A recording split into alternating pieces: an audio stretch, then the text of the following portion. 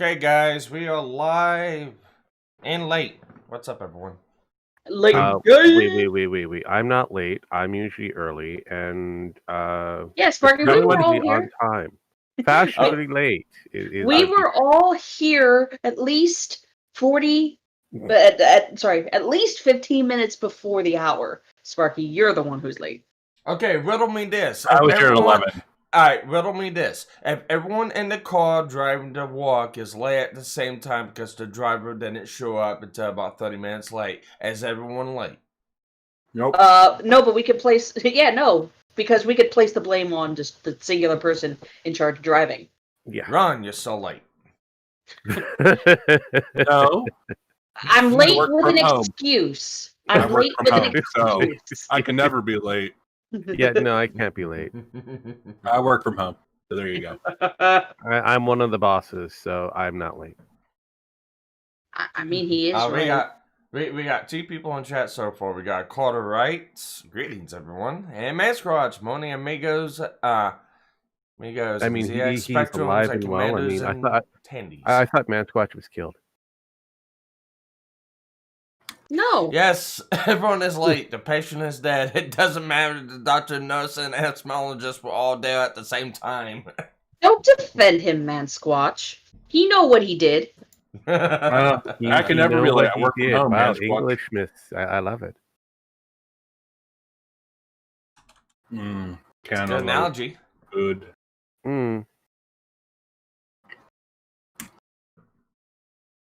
I don't know what's wrong with fucking YouTube's aspect ratio, but the thumbs don't fit the fucking video title no more. I can't get I it think because fixed. they've been playing around with their crap. So Yeah, well, playing around with something. well, as long as it's not with you, you should be fine. Yeah. But anyways, guys, I'm sorry. You can test with Pen. We stayed up until about I don't know what time it was for her. I think it was about 1 o'clock for me, watching Saga of Tanya the Evil. And then she left, and Jen Max left, and I don't know what the fuck I was thinking. I decided to binge watch another show, and didn't get to sleep till about 8. Well, that seems like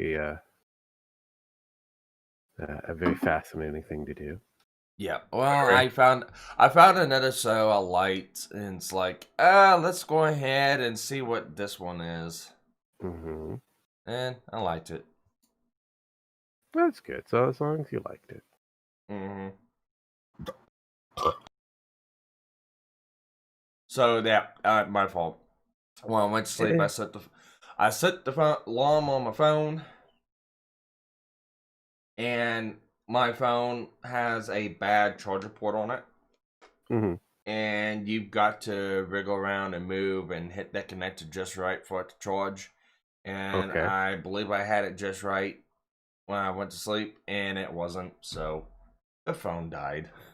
Oh. So basically what's happening is you need a new phone. Basically what's happening is I need to fix the charger port that's on my phone. You need a new phone. No. I spent $1,200 on this phone about 3 or 4 years ago. I'm not buying another one for another 3 or 4 years. I don't have my value use out of it yet. Well, I mean, phones don't last that long nowadays, Sparky. You know that. I can still replace the charger port. Right. Luckily, Macs have DCN boards on them, and luckily they're not chipped to where, the 7s are not chipped to where it won't recognize another DCN board on this model. You hope. I just haven't done it because I've got to take the phone apart, which the 7s, starting with the 6s, were glued together, not screwed in together. Yeah, I know. And I just don't feel like attempting to deglue it. Oh, but that's where the fun comes in. Maybe for Jessa Jones at iPad Rehab, but not for me. Yeah, well, if you don't do it right, then you get a new phone. Cartwright comes back in and says, "How you all doing, ladies and gentlemen?" I think we do good. I don't know about the other ladies here, but this gentleman is doing fine.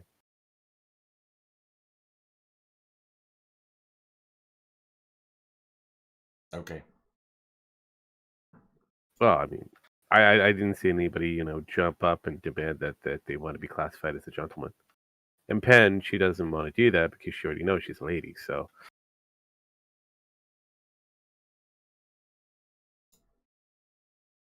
otherwise, I mean, you could be hit by a car. I don't know. During 4th of July, I mean, makes sense, I guess. Technically, 2 people were hit with cars on 4th of July because Oh, there was more than just people being. street. Well, there was more than just people being hit by cars. I mean, there was fires and other few things that were happening. But not many people were paying attention to it. They were worried about not getting sick with the Wu flu. Mm-hmm. Yep. But little Rogue over here he's been paying attention. Well, I wasn't paying attention to nothing yesterday because of the simple fact of I just didn't care. I just paid attention what was on my timeline, and that was it. And there was a lot of stupid on my timeline. No, there's usually stupid on everybody's timeline, so it's just one of those things. You get used to it over a certain period of time. Yeah, I'm just like, oh, that's another one. Yes. Yay me.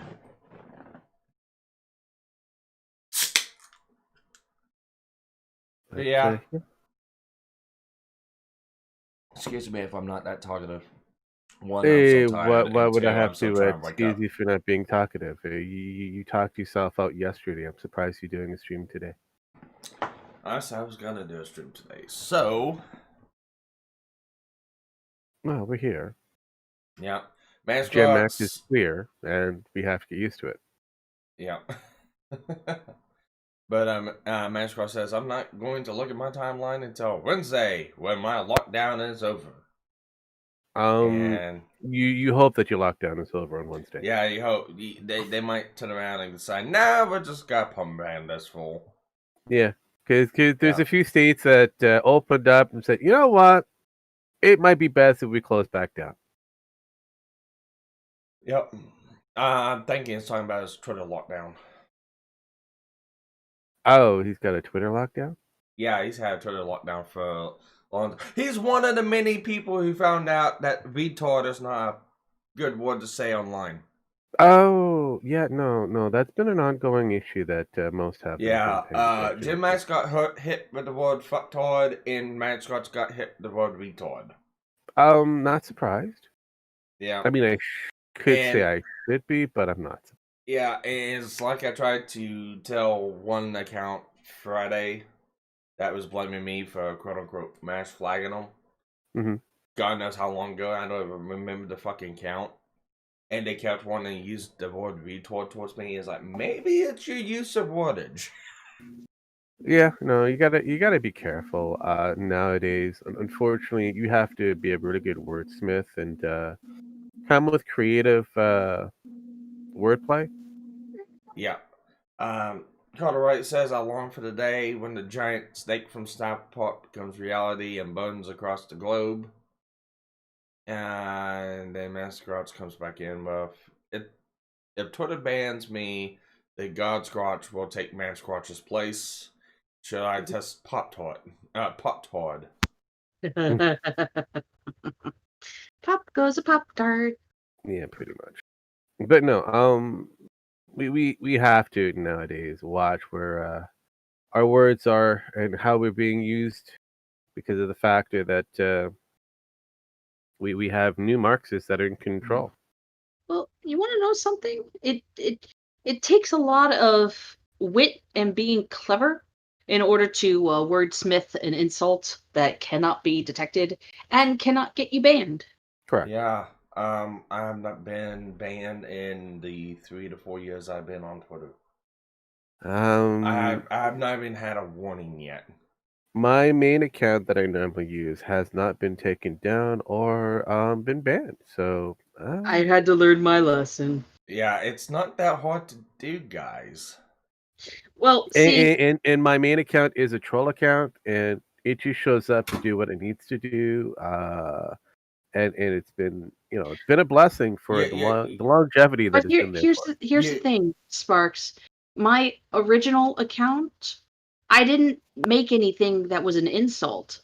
The reason why my account got banned was because I was trying to defend somebody who, again, this was leading into Pride Month last year, were using the whole dogma of LGBTQ-ness to go after somebody else who was being unjustly targeted for presumably being against LGBTQ-ness. Yeah, do you want to know something? What's that? Technically, using the LGBTQ, just using that word opens your account up to getting suspended, actually. Yeah, but I don't remember if I ended up using that. I was just trying to defend the person that was being targeted. No, we get that, but unfortunately, what happens is because a certain vocal out group has taken over that term. If you don't belong to that group, you could be taken out. Well, they don't know if I belong to that group or not. Is in your pronouns? Yes. Fuck that. Then you're not. Then you don't belong to that group. Didn't play the game right. Yeah. Got it. See, Jim Max is playing the game correctly. Yeah, you have to at least throw your pronouns in there, and it gets confusing for them. Speaking of playing the game correctly, apparently Mr. Anti-Bully had been banned? Yes. Or suspended the other day? Suspended. Yeah. Was it a short-term suspension or permanent? No, it's a full-on nuke. Yeah. Aw. I think he got IP banned this time. Yes, he did. So you won't be able to see a good Jim for quite some time. Mm-hmm. That's a shame. So he's so he's not on YouTube, or he's not doing anything on YouTube now. Correct. He's off of Twitter. Mm-hmm. Where else would he go? BitChute? I guess it's the only place that he could release an update. Well, he has his BitChute account that's still kicking around. He could go back to get his Chinese lemons. He does have that account still roaming. Realistically, yeah, your guess is as good as ours. Going forward, but knowing Jim, he'll find a way.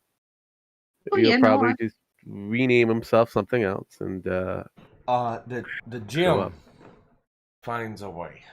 Yeah. Can I remember, Jim 81 Jim has been here longer than most of us, and it has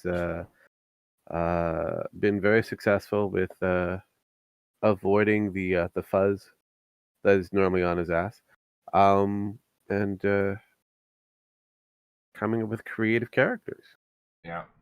Apparently, there's a @quarantinedcoof a Twitter account that supposedly has some information on the situation, and that's all I'm going to say. Yeah, they're probably for quote unquote false information. Possibly. Yeah. But although I will say this much, another account did get suspended.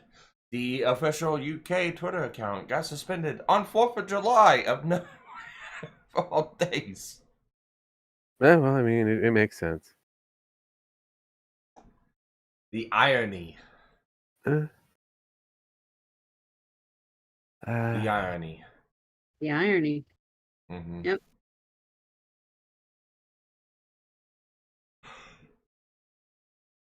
Yeah, no, I think it's kind of fascinating how the more the extreme left is taking over certain spaces, the more they'll be removing individuals that they view as a threat or non-cooperative. Well, see, the idea first is that once they gain power, they'll start taking out those who had helped them get that power, because then they know how to overthrow them, and then they'll start coming for everybody else. So, are we at that stage yet, or are we still waiting for them to actually quote take over? No, we were at that stage. Certain areas already have or have been in that stage since the early 2000s. The infighting's already there because they're trying to take each other out. Correct. It just So we could depends just let they kill each other. But the strongest ones will survive, and they will utilize whatever additional power that they've accumulated to cause some more shenanigans. So yeah. You know what, Rogue? I'm beginning to understand why you why you are more of a just sit back and watch type of individual. Yeah, because you have more fun. Well, not just that, but you also know who your enemy is going to be at the end. Because like Mortal Kombat, you just have to throw your fist around just to clear that next stage, while you wait for the computers to figure out exactly who's the next person that you're going to go up against. So basically, Rogue is the person in the group party raid that hangs behind, lets everyone else do the killing, and then comes behind and picks up the loot. Yeah. That's what a rogue does, man. That's what rogues are supposed to do. But no, that is the core aspect of a rogue. You kind of hold back after everybody's dealt with the big boss over there, and then all of a sudden, whoop.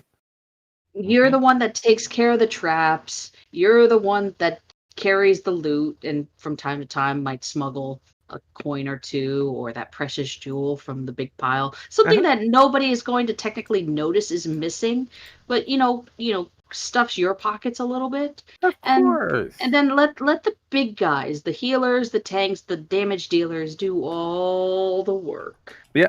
Heavy lifting. Meat shields are the best things to have. I mean, allies are really good to have. No, I think you were right with the first one. What was the what's the term for that? I can't remember.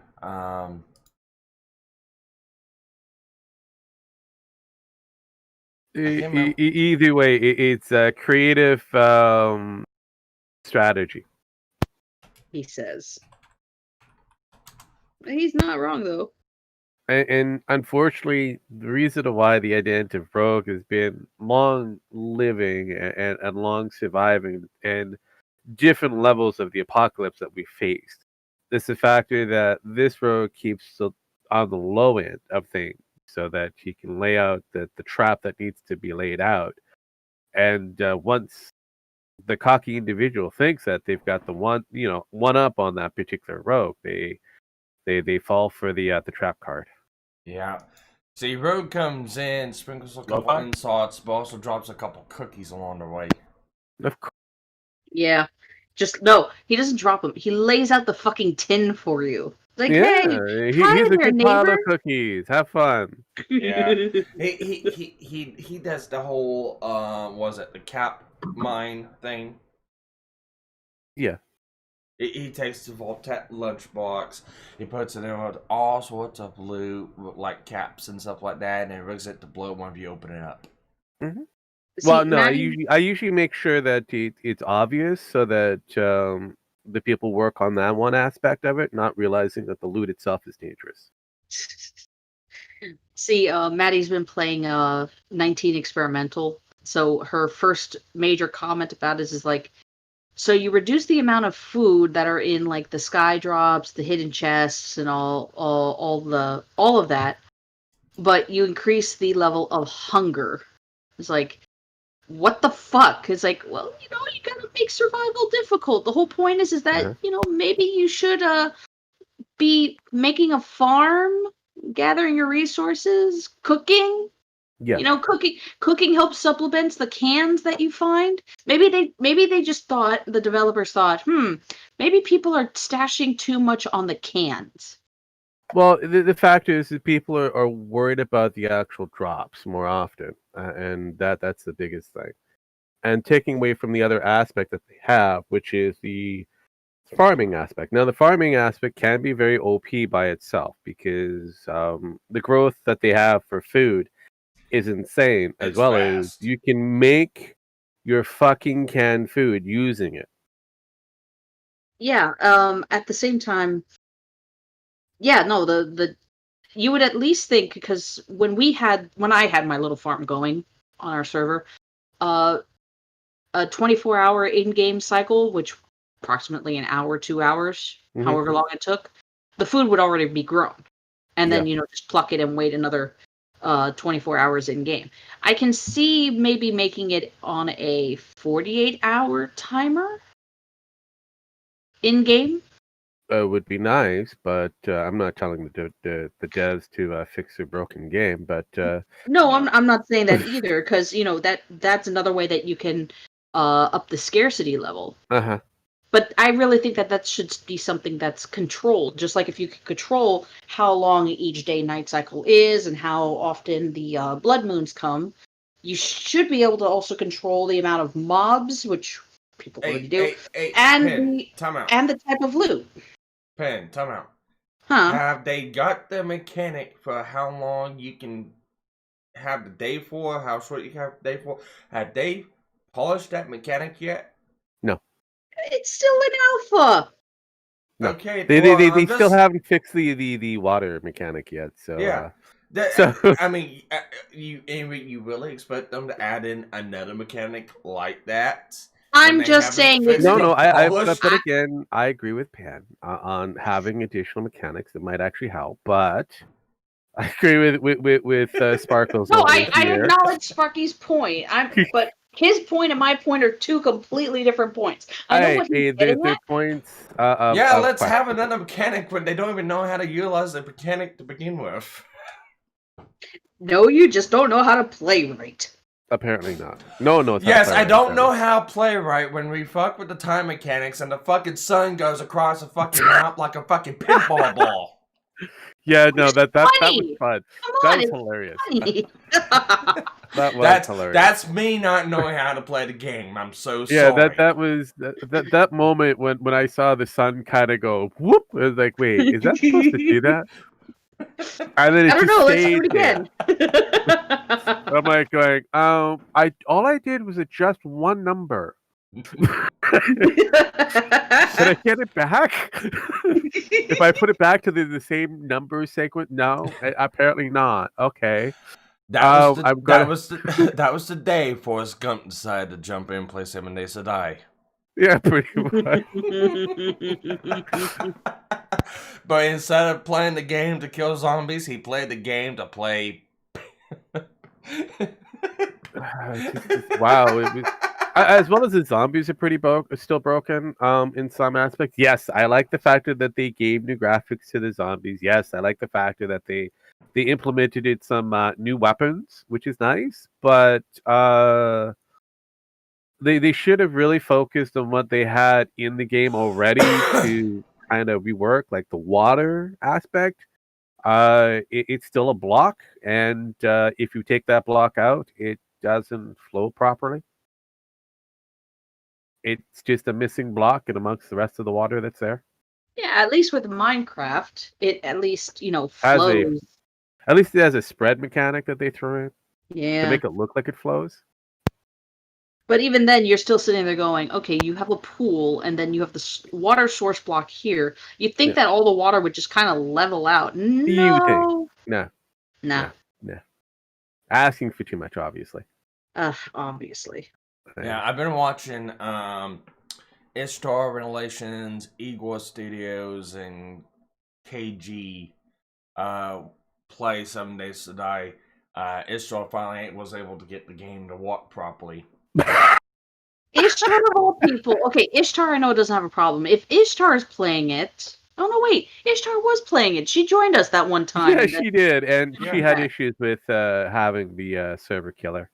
Right, and then at the same time, it's like, how can we get Antoine over Can't do his it. phobia None of of zombies? them. There's not enough ego stroking can possibly do with this man to convince them to join. I mean, shit. The only way that we're gonna get him to play the Joy of Creation is to fucking make a GoFundMe for him. Okay. Let me insert this into this because KG. As long as it's big and black, I think you can insert it almost anywhere in Antoine. But all right, so KG, not only does he play 7 Days to Die before, and I really wish we can start back up and get some, because I even asked him, it's like, why don't all of us like get together in a server and have fun? And it was like, yeah, it sounds fun. Because I've been trying to give them help and tips and stuff like that, because they don't really know how to fully utilize the game. They didn't know about, you can change the day and night cycle, or you can do this or do that in game. They thought, once you set the vault up, you can't change it. And so no, you can go in there and set this stuff on the fly. Yeah. But they've been doing this quite some time. They've been sitting there, and they got this uniquely built fortress with cages around them and spikes around them, made out of a old house. Basically, it's like the same location where we made the first Citadel. Oh, It's okay. the exact same location. And they've reinforced this place, like, guys, you have a lot better luck if you just build a pyramid-shaped base. Yes, Rogue's little invention. Although before we stopped playing, you abandoned the pyramid. Yes. And you were trying something else. Correct. We're building a trap base, trying to lure him in to kill him. Right. Basically, the idea is still because the zombies and that still want to come towards you. So all you had to do was create a center core with enough bottom taken out where you're at the asphalt level, their bedrock level in game, where the detonators don't really cause a problem, and you have enough space. And as well as you're up from where the explosion would be for the detonators, you'd be able to peg off all the zomzoms very quickly, as well as go down and get the loot. Yeah, I've seen, they would drop into the hole. Yeah, what I've seen similar people do is build like a 6x6 or 8x8 hole, and just let the zombies fall through into the pit, going all the way down to bedrock. And then just basically taking them off one by one with guns, grenades, and And even then, you wouldn't have to have the high tier weapons, because of the factor your basic bow would be able to take out the zom after the basic fall, depending on the zom. Yeah, I was gonna say, didn't the traps kill the detonators? I didn't think they set them off. The traps actually do cause a delay for the detonator. Because if you punch because the detonator is actually a benefit and a hazard to all players, including NPCs. I thought that fall damage doesn't count against zombies unless they fix that. No, the fall damage actually counts, which is very unique. No, I think it's like this. It's one of the things we did find out, because I completely forgot about this. You can set off a detonator with multiple melee hits. You've got a certain number of hits that you have to hit him before he'll go off. Yes. The moment he's been punched, the button has been punched, you have, I believe, somewhere close to a 2 maybe 3 second process in order to get rid of him. Yeah. Which is usually about, give or take, 5 strikes of a melee. Yeah. Or you can't just simply shoot him, because unfortunately that doesn't necessarily work. It's because he's got a high caliber of defense, so he's resistant because of his setup that he's got. But if you use a melee against him, he goes down very quickly. The other thing is because the other zombies are around him, makes it another challenge all by itself. Because detonators usually don't come by themselves; they usually come with another 4 or 5 different zombs. Yep. Well, And along the story is they don't know the full workings of the game, and they're going through it, and they're having fun with it. And I told him that, it's like, oh, really? I didn't know you could do that. What, the zombies won't destroy? He's like, no, the zombies won't destroy slanted objects for some reason, unless they fixed it yet. Which I don't think they haven't fixed it yet. But they've been having issues with, like, nights. The zombies break through the iron bars and get into the base and stuff like that. And it's like, this will help out a lot. Mm-hmm. And they've been doing that, and they've been having all sorts of fun. Well, I'm thinking on redoing once 19's officially out and not just simply experimental, to re-upload the actual server. Yay, we get to start all over again. Yeah. Well, let's not go with the idea of doing a machine on my phone. Let's just play. Yeah, no. I'm actually looking at that as just simple play.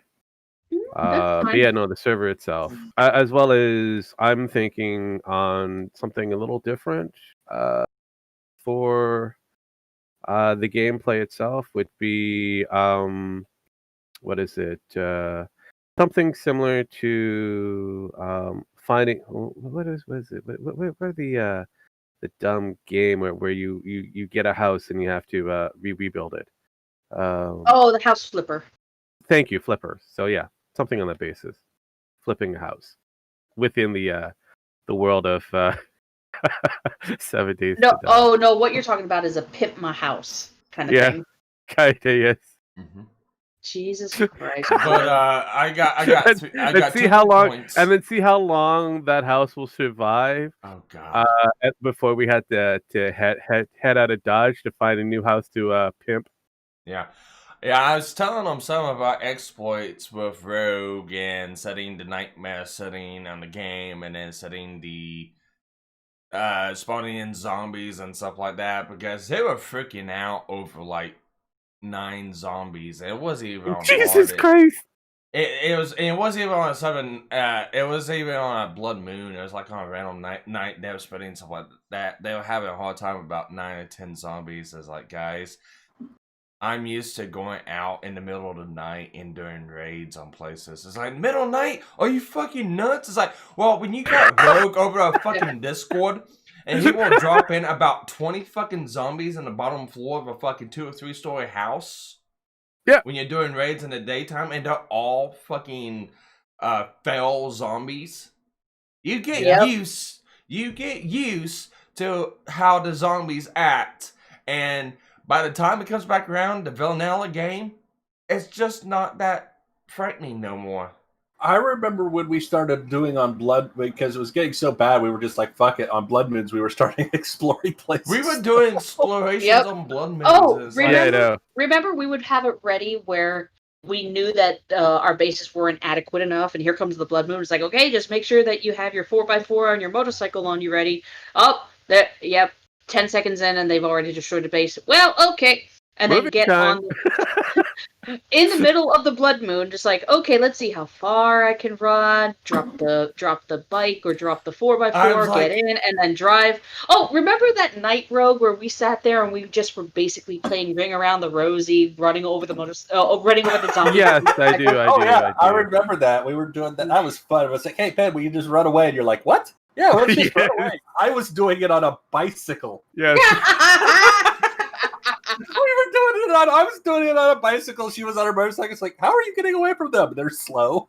They're not that fast. Yeah, no. I've been training my entire life. I was like, you guys have not played with Rogue. This is vanilla.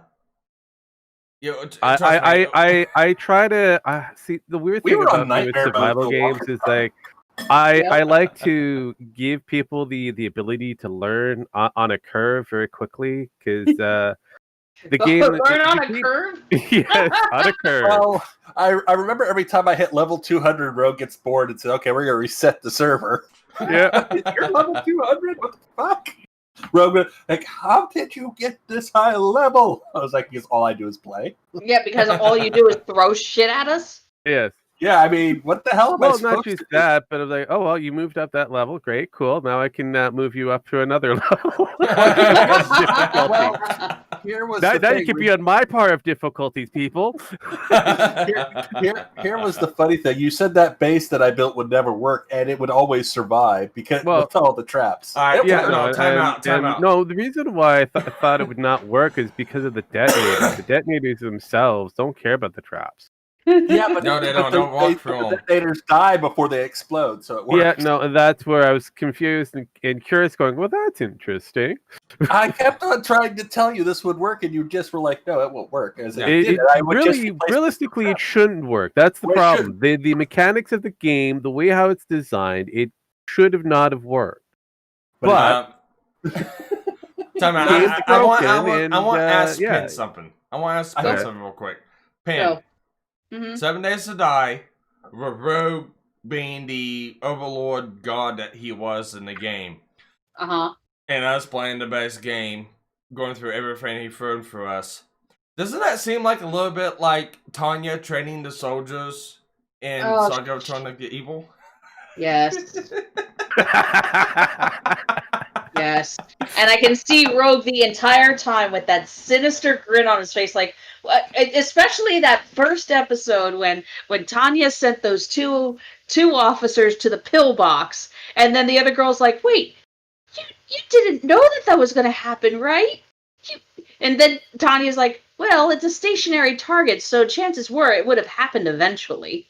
It's like you did not send them to the depths, did you? And she turns around and she just gets that maniacal fucking smile on her face.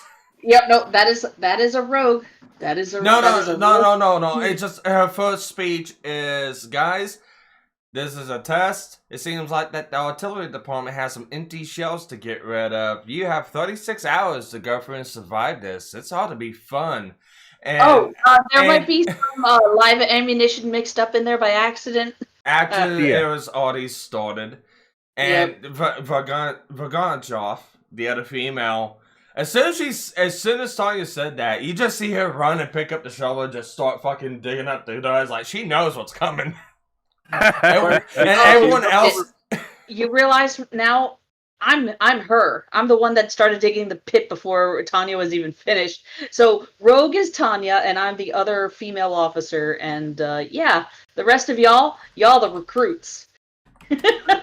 I look at I know what's look coming. at all servers as a science experiment, and I kind of go, what can I possibly do to this game? And who wants to join me for this fun? I remember when me and Sparky blew up my base that I made on my own server. God. Remember that? Yeah. With all the gas cans. Oh god! I showed KG that. Hey, Jim Max, remember the go get the Molotovs. Oh, here. Whoops. Oh, God. That was I'm on fire! Actually, I remember the time that Draconis wanted a Molotov, and it's like, how did you get those? Oh, there's these Molotovs. Here, have one. Yeah, no, Rogue. Have one. Pretty much. Rogue. And I'm like, It was- oops, I didn't know that would happen. Okay. Right, because the drop mechanics for the Molotovs are not the same for every other weapon. But wait a minute. It wasn't just one rogue. It was the entire damn stack. I'm like, oh, here. Oh, and we had to run off the base, and that's when we lost control. Oh yeah. It was great. Oh, So the base is on fire. The zombies are on fire. We got detonators, and we're sitting here going, ah! and we're on fire. Oh yeah. The zombies don't care, but we're like, ah! We run inside the base, catch the base inside the base. It's like, oh god, really? Oh my god. It was- Oh, it that's was a terrible good joke, Mansquatch. A trap bass featuring lo-fi. Oh, fuck. It kind of Alright. reminds me of where that guy set the police car on fire, then caught himself on fire. Yes. That's kind of how it reminds me. Though I So, do like I'm- that I'm- the last time I do like one of the times that we played, I was kind of floating around in a DM version mode and watching Draconis build a hole because he found something interesting, and then you two, glorious Yeah. you two, Yeah. try to go to your vehicles and find out that they're not there, and then all of a sudden blaming me for it. My God, that was hilarious. Even though it was like just the next town over. Oh, that was I remember. We were so pissed. We just Alright, guys, I'm sharing something in the Discord. I'm sharing something on screen. I've got all my little things up. It's support for Tanya. I just want to play through it. I just want to gauge everyone's reaction. Jim Max, you haven't seen this episode yet, so I want you to gauge your reaction and tell me if this is kind of spot on for you. hold up. Let me get to Discord. All right. What? Go ahead. Okay. I'm playing it for everyone on YouTube too, so... They meet the high standards my mobile battalion is to maintain. How long do you think that will take? I can train them in a month. That's all the time you're requesting? Usually training a new soldier can take up to 2 years. Get it done, even if you have to get a little rough with the soldiers to whip them into top shape. You can count on me, sir. That's Rogue. Yeah. Oh, no, that other officer is not. Wait, you gotta watch Tanya. Oh. That's about right. That's about right. Gonna pull something like this. That was your. I knew he No was. need to thank me, maggots. Yep, Rogue flying in air. Artillery unit running exercises in this area had some empty Okay, shells that's they funny. needed to get rid of. That's about right with Figured I'd Rogue. give 'em a chance Just the to have some DM. fun while getting target practice in. Don't worry, they don't have much spare ammo lying around, so this exercise will be a fairly quick one. They'll run dry in exactly 36 hours, so you just have to survive till then. Did she say 36 hours? There's me in the background digging a hole. How good you are at defensive training! She's already digging the hole while the rest of them are like. Yep, There they go. there goes the shells. She's already dug it. That's about right. That's about... You have to show up faster! We should be able to block the shells using magic shielding. Huh. Well, that's unexpected. I guess the artillery screwed up because it looks like there are live shells mixed in. Man. Yep, that's me in the hole yelling at Rogue. That's about That right. usually happens. Like, well, that was unexpected, and I didn't see that one coming. Huh. Throw the Oh child. well, to the learning wolves. lesson. Learning lesson. Oh, you survived. Okay, even better. Oh no, it gets better! No, I know it gets better. I've seen the actual. Oh. Hope she's satisfied. The blood moon's over. It's No, like, I no. hope Those she's 36 satisfied. hours just flew by, didn't they? Knowing you're all eager recruits, I'm positive you haven't had enough fun yet. Rogue, stop Your this next training madness. assignment begins Nope. right now. You being trained? You have 48 hours to Conditioned. reach your new Learning. camp. No Conditioned. spells or flavors Conditioned is allowed. correct. If I detect any used, I'll launch a magic artillery You're becoming strike of my soldiers. own. I'll give you this one piece of You're gonna advice. survive. Be on your guard as you travel. You never know what you'll run into. Yeah, that's about right.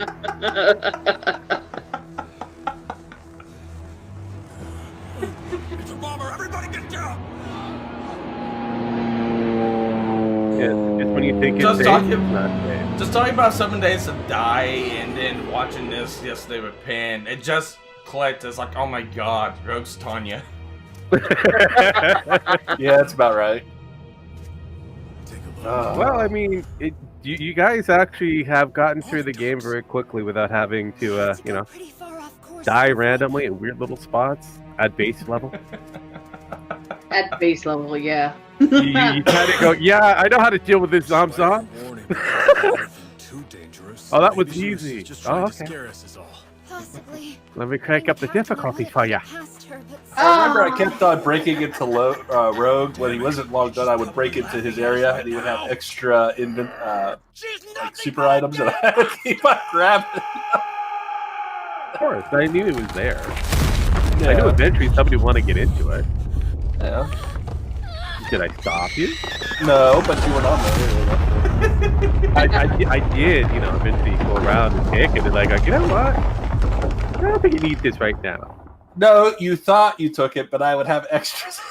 No. I know you had it.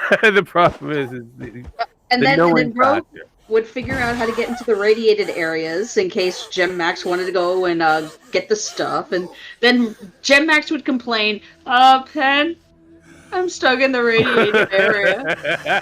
My body's radiated. What do I do? And then Rogue went there. I see you have some special stuff. I was like, yeah.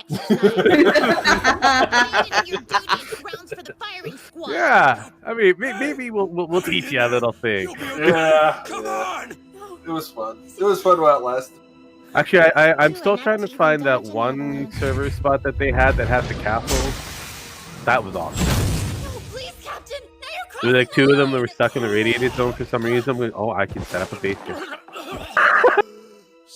brought him back to life. Incredible. She's crazy. Not even human. I don't No, think well, it's possible no. for me to drop out. If I tried, she'd kill me. Of course. Well, that's everyone then.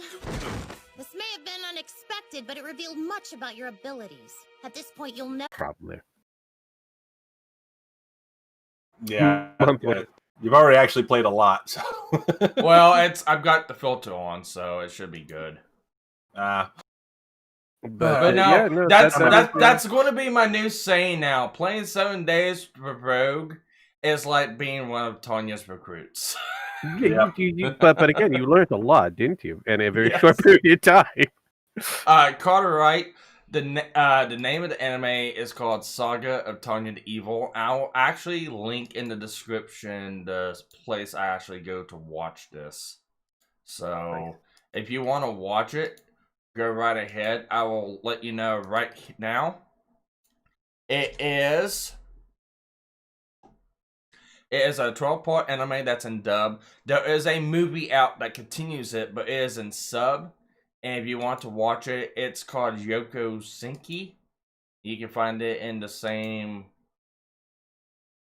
website, and I will link that as well. So have fun. It's a fun anime. It is. But yeah, no, I again, you guys got a very quick learning curve. You learn the evils of the game that it actually provides very quickly. Evils of the other person. Yeah, well, that too. It's the same thing like I did with Draconith when it came down to Conan.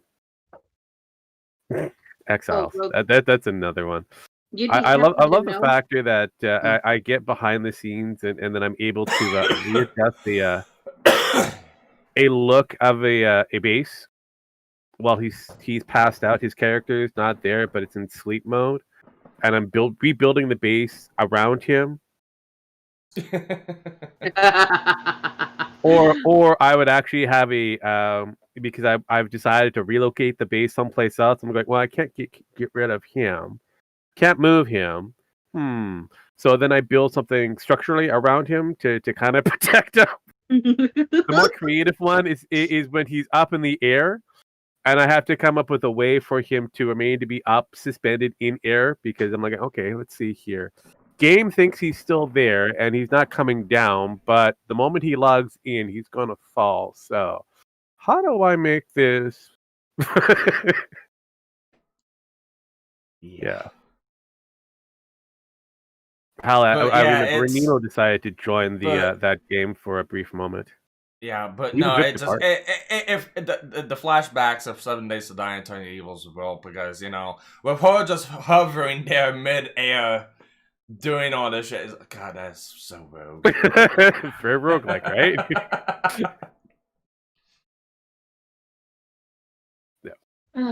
So, The good old Rogue, days. Yes. I am now an owner of Fallout 76. Oh, wow! Congratulations.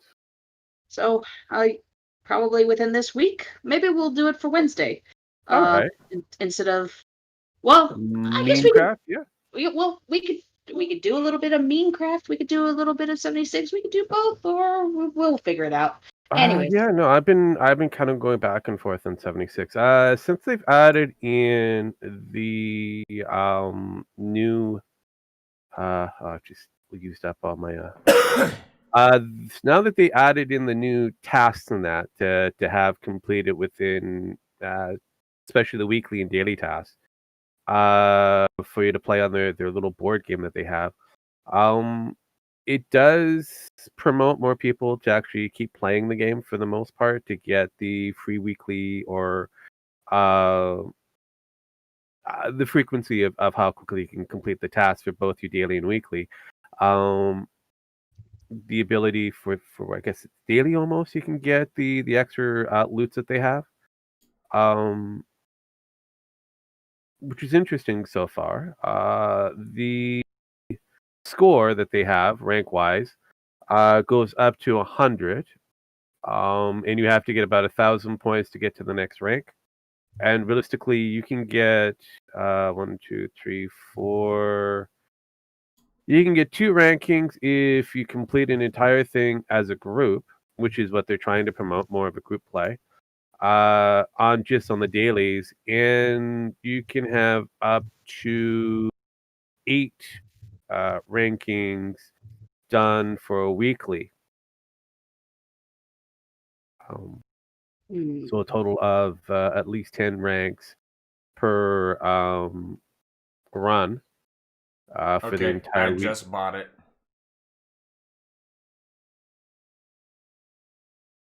4. 76. Ah, congrats. $30 for the deluxe package. Nice. 40. Well, okay, fine. You want to go 30. Oh, I got mine for 20, dude. Well, then again, I just got the base game, so whatever. Yeah, you got the base game. He got the deluxe. He's got the extra additives, which is pretty much the cosmetics. Yeah, it doesn't have the DLC in it. Yeah. You know what? If I like it later, well, then it's $35. Actually, here's the weird thing. Ken, here's the weird thing. With the amount of caps that you get in game, you can actually purchase it very quickly. So that's what I'm saying is, you really didn't need to get the deluxe, but if you want the extra, additives that come with, that's realistically your choice. I'm not going to worry about it right now. If I like the game and I invest in playing it more, then fine, I'll drop the extra and get the DLC. Yep. But let's see how the base game fares. Yeah. Well, no, the base game comes with your basic DLC, which is Wastelander. A Slenderman? Wastelanders. It is. Wastelanderman. Yeah, got it. Yeah. Which is the NPC. That was the DLC that had been included into the game. The base game will always have whatever changes for the most part. The quote unquote DLC is cosmetical changes for the most. They have learned a little bit from the Conan Exiles as well as from their Elder Scroll Online to not push too far with the amount of microtransactions that you can have in this game. But again, with the amount of caps you can earn in the game, as in the what is it? Their what do they call their points? Atoms, yes. You can actually get atoms very quickly because looking at the character atoms, for example, I would have to collect an ash heap. Collect caps around the ash heap. I have to get 760 of them because I've pushed up a little higher. And they'll give me 40 atoms. As long as you do something on a daily basis that actually will inspire you for certain atoms, you can actually purchase a lot of their in-game additives that they have, which is cosmetical, realistically. And you can make your base look like the way you want, or make your character look like the way you want. But realistically, it doesn't change anything. I'm noticing there's one Reach Overseer rank 1, which gives me a perk card. Reach level 35, which gives me a perk card. So it does give you an idea of how you want to play the game based off of how many atoms that you want to get.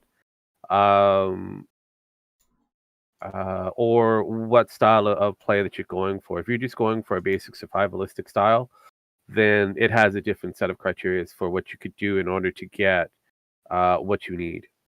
For example, in the other game that they have, which is what was it Nuclear Wasteland? It gives you access to more perk cards. So I deploy a camp up to 10 times, you get a perk card. If you build defensive structures up to 20 times, you get a perk card. Survive 10 minutes in game, you get a perk card. So it's like they've given you little treats in order to continue play this game. But no, with the added NPCs does help with solo play for the most part. Focusing heavily on just non-stop group play did not create a good structure for any player of the classic Fallout, because again, if you're a Fallout fan and you've played Fallout before, you've been conditioned for solo play only and manipulate the broken game that is Bethesda. Like I re-downloaded Skyrim. I've got a broken character that I want to put through the course that will resurrect an entire dead army and keep me at a low level, but my army around me will do the most of the significant damages. Yay. Yeah, I know. But again, it's the broken aspect of Bethesda games. They're there. It includes with Fallout 76. It's broken. But there's a degree of likability the moment you put in the NPCs. You can work around the brokenness that they have. Well, it's like, so one of the two of the things I used to do all the time in the game is get my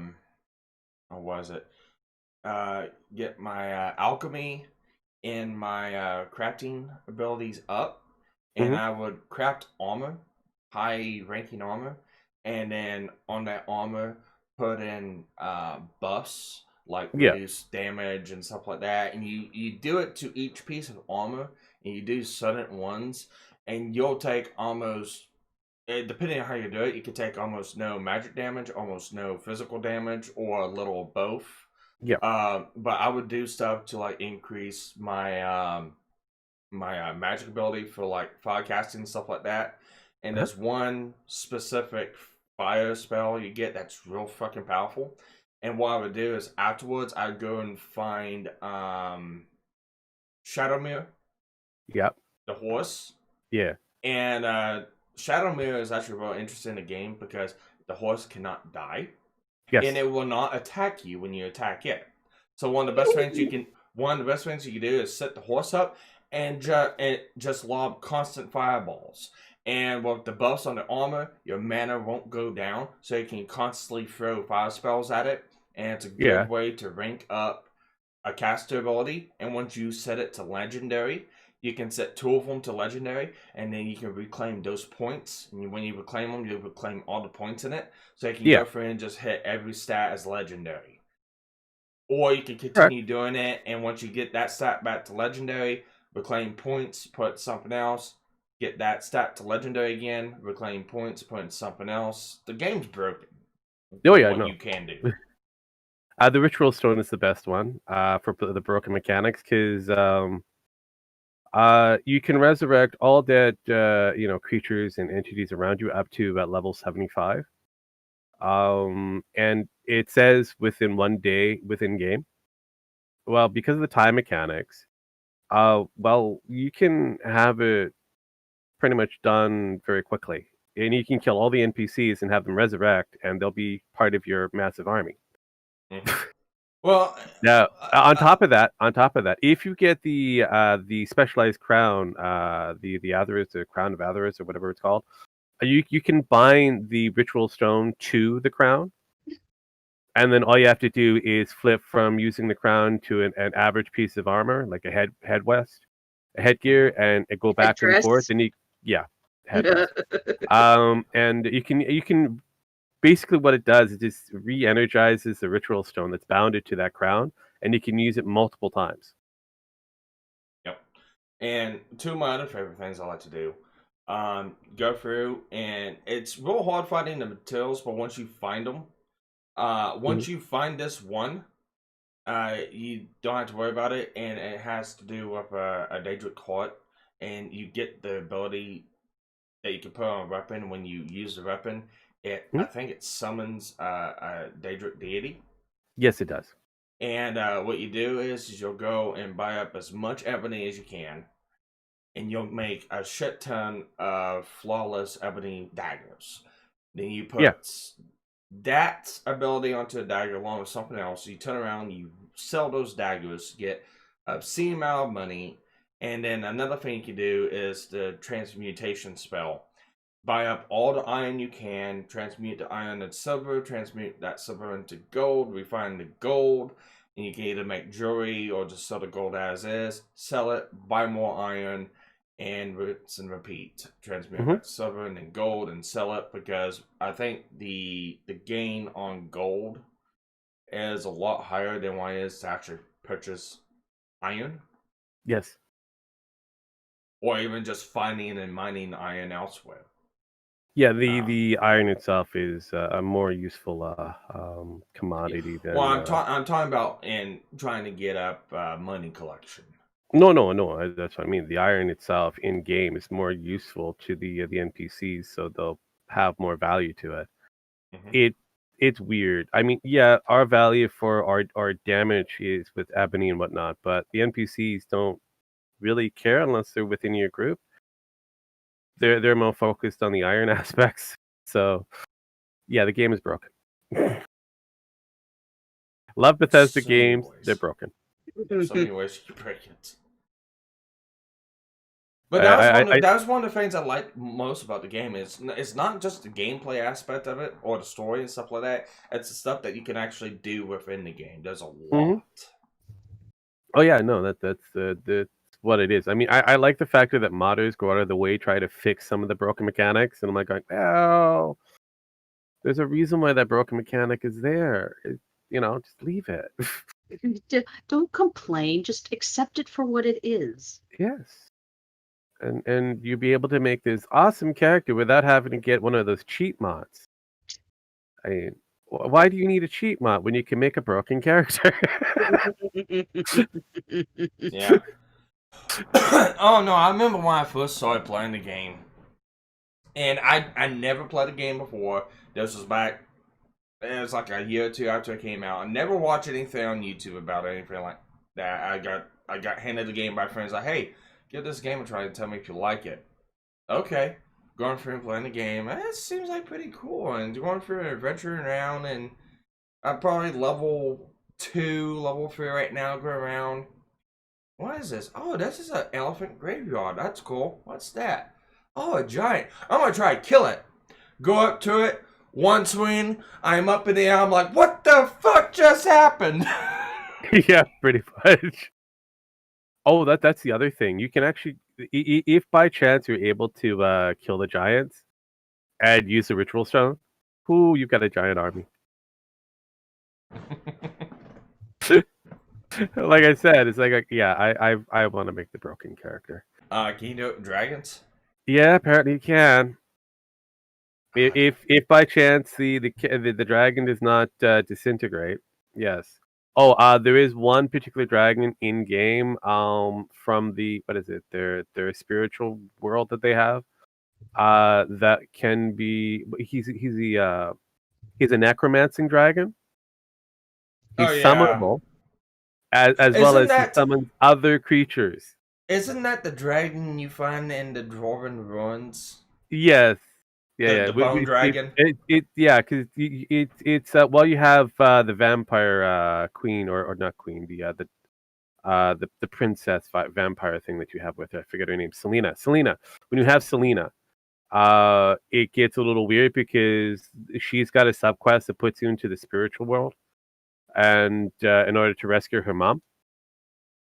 And in the process of you doing that, you end up gaining access to the dragon that's a necromancing dragon. And he's high power.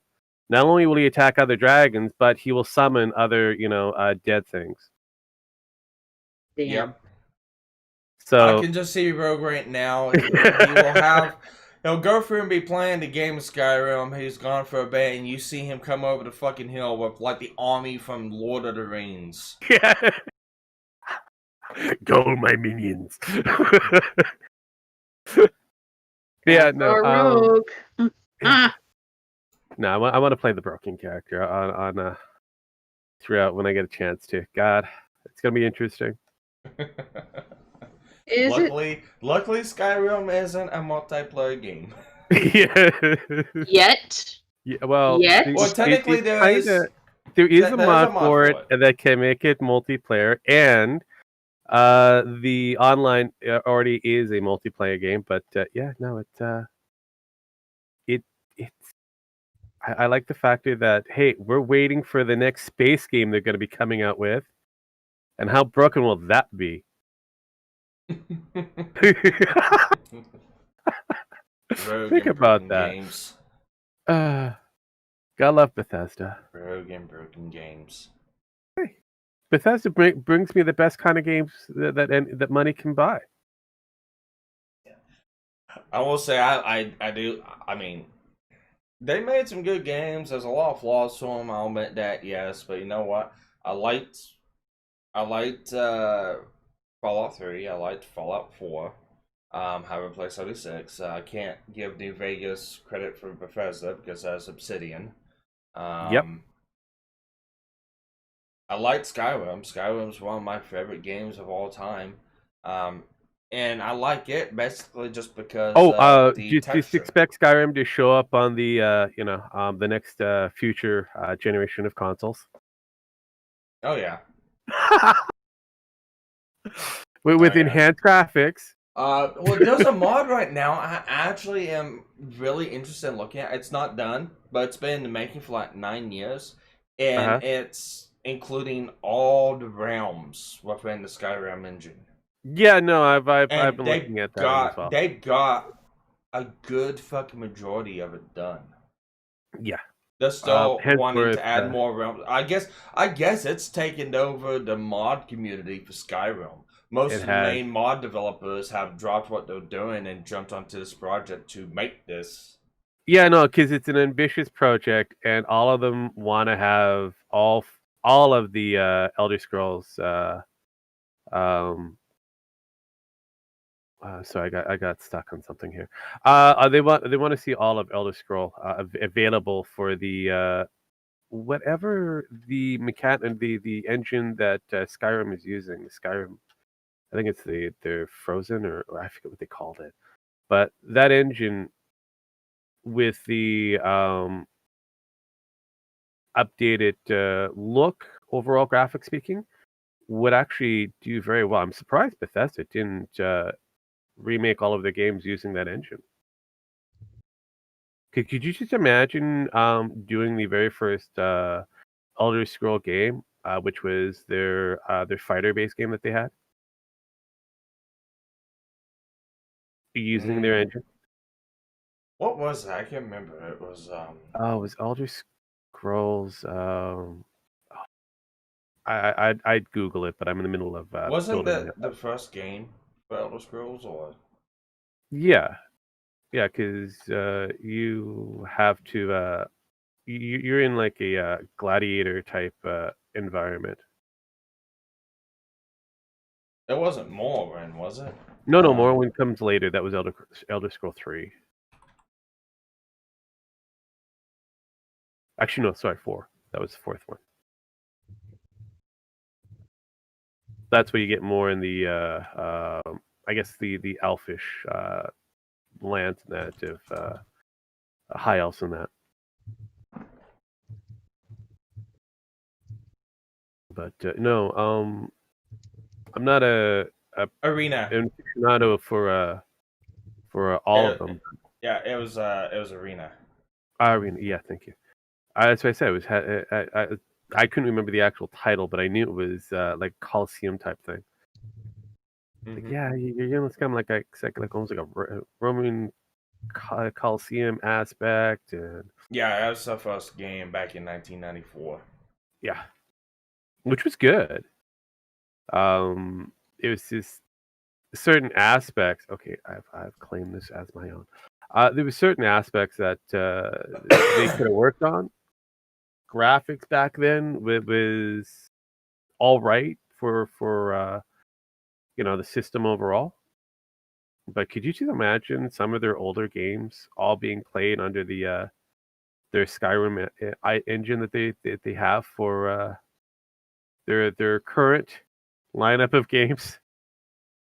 And you know that their new space game that's coming out with is going to utilize the same engine. Outer Worlds? No, Outer Worlds is part of the guys that did Obsidian. No, they're part of Obsidian. No, Starfield. It's called Starfield. Oh, excuse me. Okay. Yeah. Close. Seems like Obsidian came up with their game first, so technically now Bethesda is kind of copying a popular genre. But yeah, no. Starfield is going to be utilizing the same form of mechanics that the Elder Scrolls V utilized, with just a couple updates here and there. So you know that all the bugs that you have in Elder Scroll or even in Fallout will show up in Starfield. And then after that, we should be seeing a I'm being attacked by things. Not yeah, I've got a I'm being attacked by things. So the next game that should be coming out will be an Elder Scrolls 6. And then after that we'll probably see the another Fallout. A game, not company Fallout. Got it. He is playing 76. I am playing 76 and getting my ass handed to me while I'm doing it. See, I don't know why you're not sharing so that Sparky can also put it up on the screen. Because right now I'm being attacked by things at the moment, and I've got to find some distance before I can do something else. Yeah, he's being bombarded in 76 by Tanya, so I wish that was the case, but yeah. Yeah, I was gonna say if that was the case, they'd find kinship then. Yeah, no, I just had to back up because I've taken over an area and I've got to go through this. Are you being attacked by NPCs or actual players? Yeah, NPCs at the moment. Ghouls, feral, and I don't have a lot in weapons, which makes it difficult. Creative. He doesn't have big bore weapons, guys. Yeah, I don't have all my weapons. I forgot to bring weapons with me, but yeah. Rookie mistake. Yeah, no, and I ran out of bullets with the good weapon that I have, and then I'm thirsty on top of that, and slightly hungry. So, yeah, the game doesn't want me to stop for a brief moment to look at my shit. Like, yeah, no, here's everything that you need to deal with. Okay, thank you, game. Thank you, Gabe. Why am I already yawning? This is bullshit. I woke up 2 hours ago. That's reason why you're yawning. You woke up 2 hours an hour and a half ago. Why would you wake up 2 hours ago, there, Pam? That just makes sense. Does not make sense. I was up late. We were watching Tanya. I was letting the stream finish go. today. Yeah, we got to finish the movie today. I got to finish my homework today and upload it to be graded because everything is due. The class ends this coming Friday, the 10th. So yeah, and then move on to finishing the other projects of the website and the 2 card games we have in the works. Yay! See, one thing at a time. Yeah, I got a 3-day weekend, so I don't have to walk tomorrow. All right, so I've got my God. Yeah, I do, but Yeah. Well, our job, since 4th of July is on a Saturday, they decided to split up everyone's work shift. So the people who walk Saturday didn't have to work Saturday because that's the scheduled day to walk. But with that, half the mechanics had to work Friday, so it was me and 2 other mechanics worked Friday. And this Monday, it's gotta be all the other mechanics, and I see. it's gotta be my day off. And I'm actually gotta go finally. I'm actually gotta go register the title to this new truck I got. All right. I just so you're gonna hang it with the DMV? Yeah. Well, I might have to pay some penalties because it's been over 2 months. Because apparently, the DMV was closed, but I could have still done it online. I went online, but through mail-in. It's like, what? It's like, how do you do that? It's like, well, it explains on our website. It's like, did you announce this? No. The fuck? So I'm probably have to pay about maybe $100 extra. Oh well, it doesn't matter. But I might finally get registered in my name.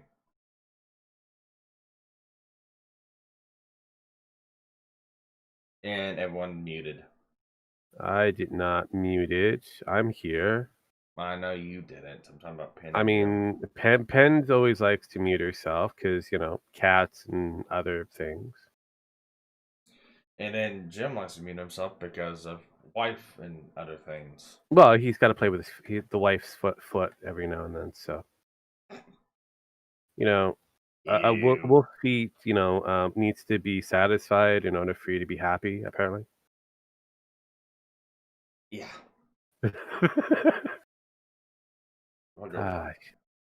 I mean, it's one of those things. You just have to get used to it.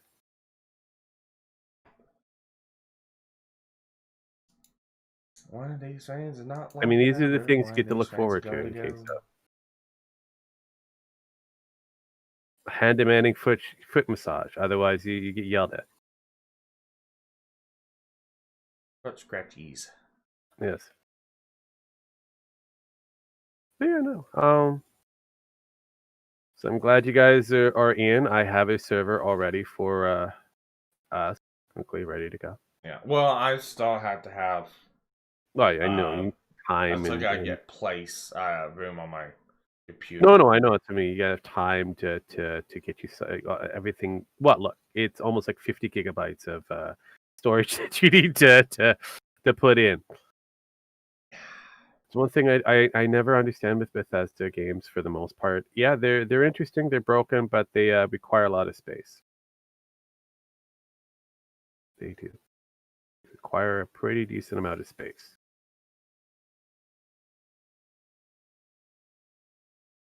Too much space.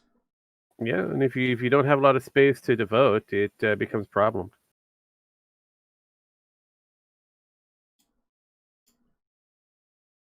Yeah, not a lot of space to devote.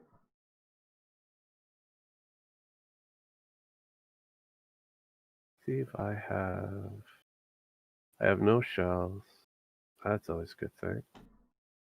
Oh, that might actually no, that won't do me anything. You've got 28 rounds. I could use that.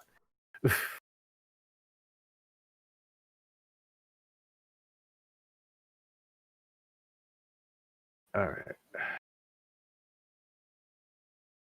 I forgot that this gun is pretty good. I want to keep this gun.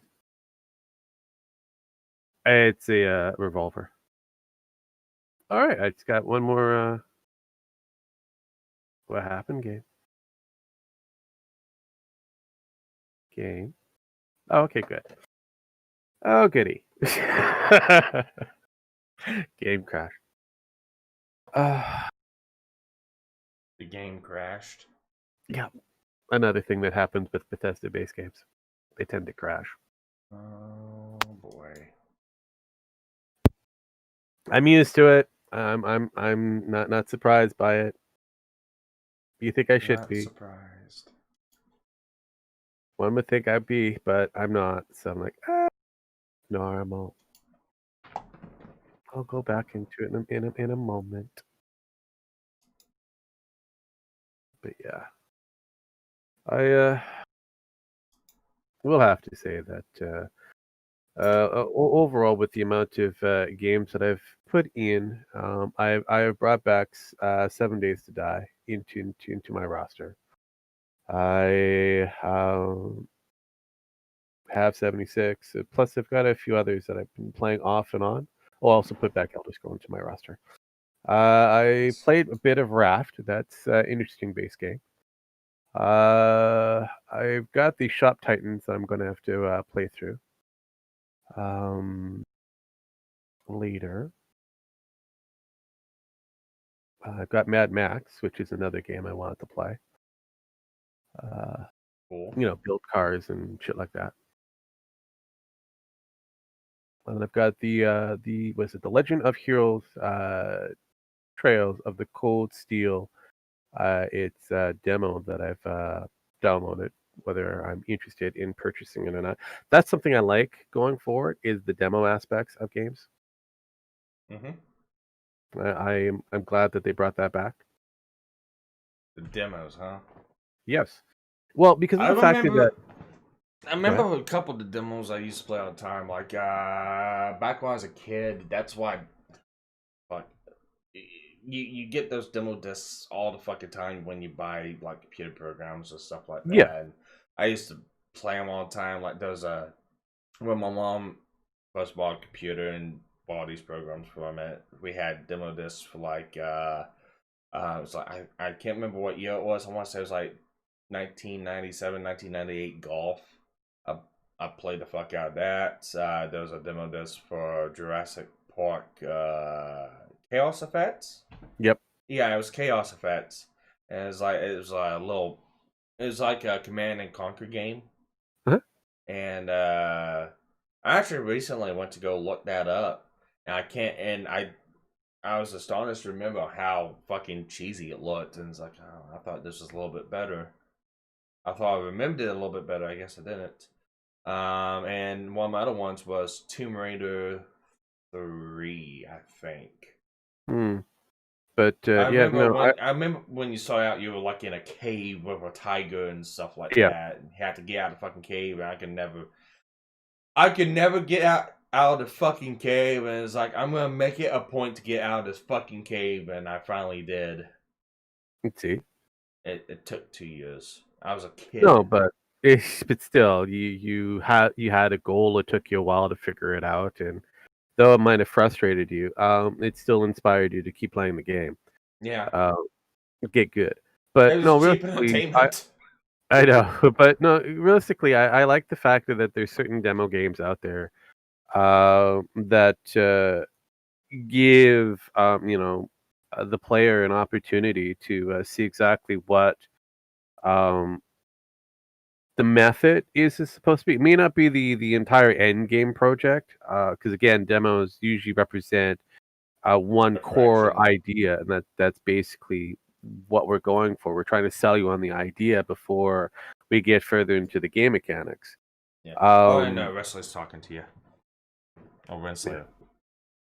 Well, I haven't got a chance to actually look in the on your side of things because I was focused on stuff. Well, he said he said hi, racist. Oh, hi, as per usual. I'm good. Hi. Hi. Also, gentlemen, it started thundering over here, so if all of a sudden I drop out, you'll know why. Because of the fact that you've decided to hide with the cats underneath your bed. Yes. Okay. But not because I'm scared. It's because I'm trying to comfort them. Oh yeah, of course. Last of Us Part 2 has caught race swapping a black NPC for. No, let's put it this way.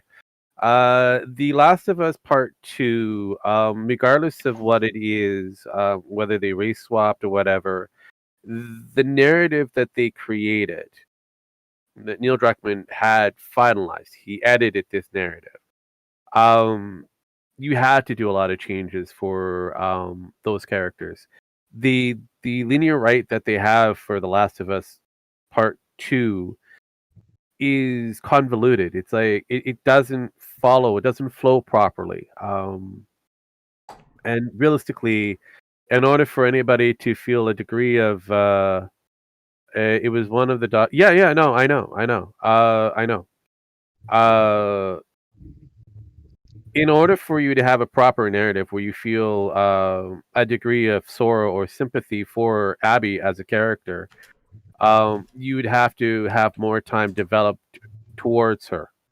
And I'm not talking about 10 hours of forcefully playing through it after the first 2 hours of watching you either kill Joe or you watching Joe be killed by this character. You need to actually play as the character, as well as the death of Joel needs to make more sense in order for the gravity of his death to be more effective. Has a bit more meaning. If they right had now, sorry. Go ahead. No, go. I was going to say I would be curious if they had the game statistics to see how many people stopped playing immediately after the death of Joel. I would love to see that statistic. But because of the factor that we don't get that kind of information, I'm hoping that certain creative individuals are able to get to the back quarters of something to get us that kind of data. That'd be an interesting data point. Realistically, I think Druckmann fucked over his own franchise because of the factor of his ideals of narrative, what he believes that should be the focal point, and not the actual proper story narrative that leads from The Last of Us, where you have the father-daughter growing aspect of it, where you have the fans' ideals of wanting to replay as Joel and as Ellie, knowing that Joel as a character has done some really fucked up things, and knowing us, the player knows that Joel is going to be killed off eventually, either naturally or by, a fucked up, situation. Because again, this is a weird thing. The timeline they say is roughly about 24 years, maybe, of him working within this new vein of world. Imagine if they had only just delayed his death until about midway through the game. Yeah. You could have still played as Ellie and Abby going through, actually establishing the characters and why you should care about them. And then be given that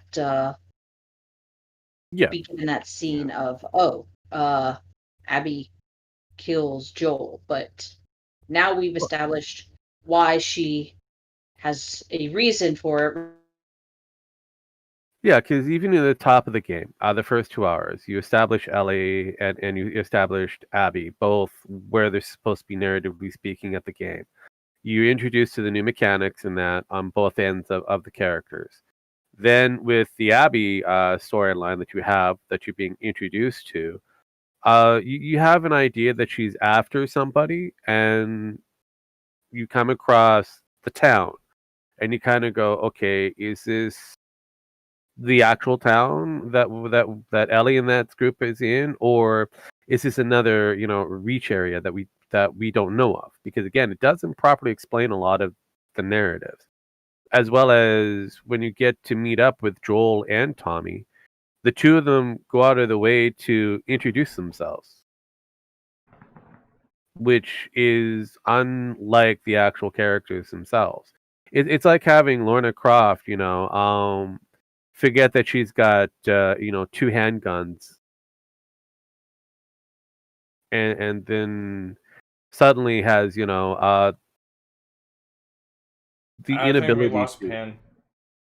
of course. Mm-hmm. And I'm also displaying the demo I was talking about. It's from Tomb Raider 2. Excuse me. Yeah.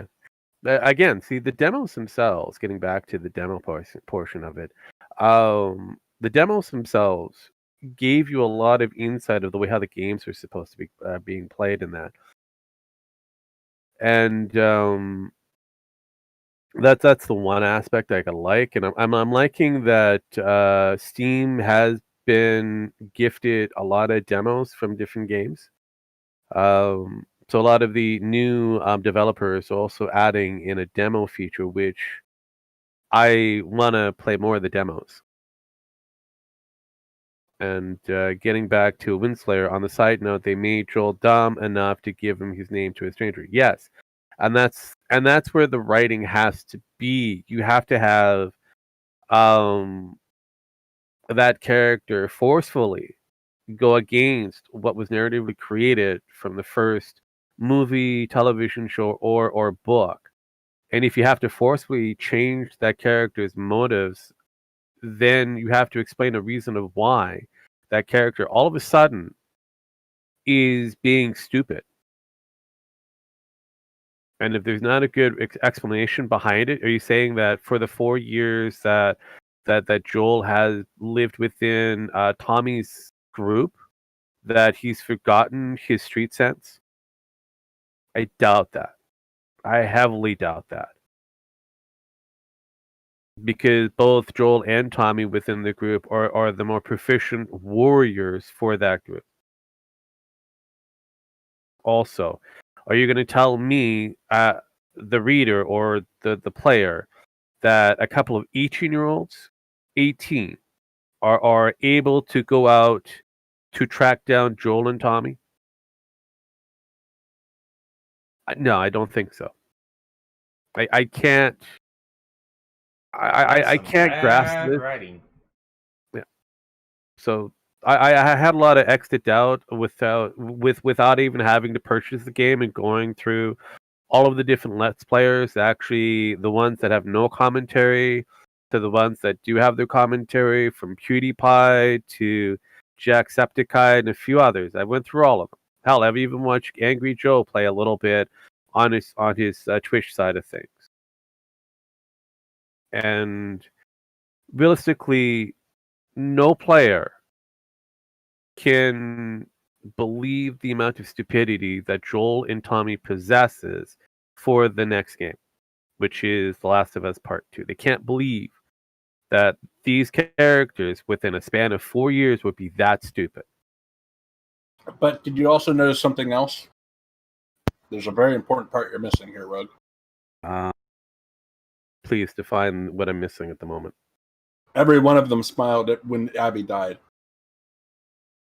Regardless, that means nothing to me. I know it means nothing But to you, but I Abby just find it didn't die. absolutely No, I hilarious. understand. The only time they smiled playing the game. Narratively speaking, I don't see how that affects, the story that you want to have the willingness to kill this character. Great. No, I mean- that's the unfortunate effect with bad story writing. No, yeah, that's what I Right. mean. But the idea is you're supposed to sympathize with the character. I know. But I was gonna say, Abby doesn't and- die in the game, Max. No, she does. Every time you die playing her. Yeah, and you can die playing as her, yes, but that gives a sudden relief. But she does not die in the actual concept of the narrative of the game. She goes away. Allie loses 2 fingers. She's unable to play Joel's song. She's lost her love interest. She's lost the baby, so she's lost the family that she was trying to recreate. She's lost ties with Tommy. She's lost everything. Yet Abby walks away unscathed for the most part. Yep. I thought. I know why I got yeeted. I know why the power surged. Why? I didn't pray to the Almighty Lord being X before using the internet. Yeah, well, you have to ask those first. You didn't pray to the god of SJWs? Okay, so yeah, that's why people are upset with this whole game narrative thing. Is you want to play, and if you're going to have a bad guy, there needs to be some kind of comeuppance for the bad guy. Yeah. And you come up against for the good guys, which is bullshit. Wasn't Emma Yep. that got her lost 2 fingers? Ellie's the one that gets Ellie. They get bit off at the end. Yeah, they which get is bit like, up near the end of the.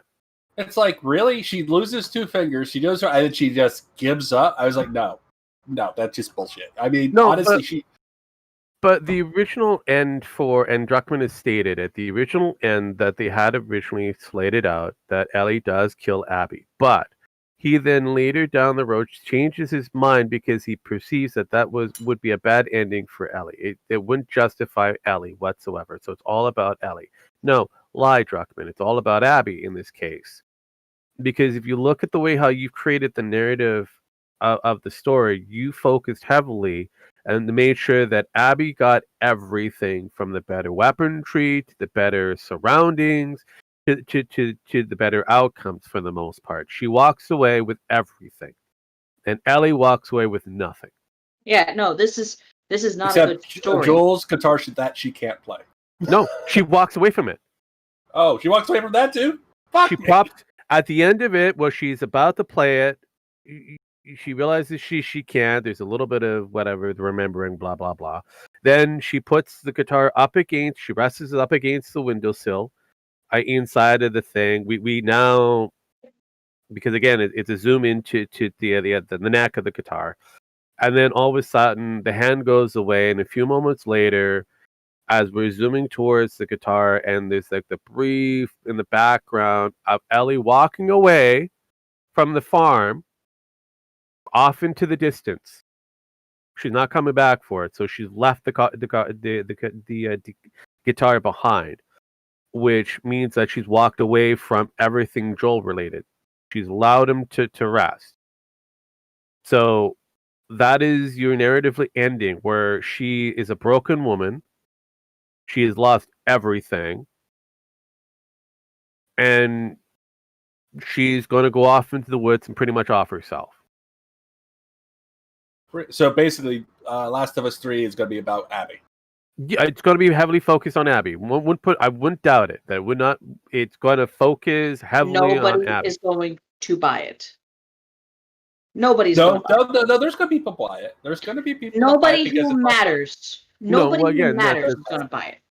But again, this game here, Last of Us Part 2, has seriously put a damper on the potential for purchase in the future for another game of this type. With Neil Druckmann writing it, and the way how, I don't care if there's a petition out there for people to have this game remade, it's not going to happen. Narratively speaking, it looks like Abby's going to be the main focus. We're going to go with Len and Abby for the next possible game to try to tell more of their story, because the way how they left it off, they went off into the fog. We don't know where they went to next. Well, and we've got Abby who went off to the forest. We don't know where she went. So obviously we're going to have more on Abby, and we're going to have more on Ellie. But realistically, Ellie's not going to do a good Phoenix at the end of it. I was going to say, you got to look at the storytelling aspects, though. I mean, look at what they did with Walking Dead. Rick Grimes lost everything. Yeah, I know. I mean, I could see the aspect of where they're coming from, especially within the world. I mean, it's a world of hardships and great loss. I mean, I can see the aspect of it, but then again, forcing the player to play as a character that killed a character that one of the reasons why they liked the game to begin with, that's going a little much. And again, they do it in the most weirdest fashion that makes no sense for that character. Remember, the reader or the player being forced through this narrative, and having a narrative being structured in a way where it's a father-daughter recreation, a narrative for that, where you can understand the reasoning of why Joel will go out of his way to murder as many people as possible to protect the one that he loves, his daughter. Whether it's his real daughter or a daughter that, has been adopted, he's protecting his loved one. And that's something that anybody can pretty much understand. And that's the biggest thing. Family is important.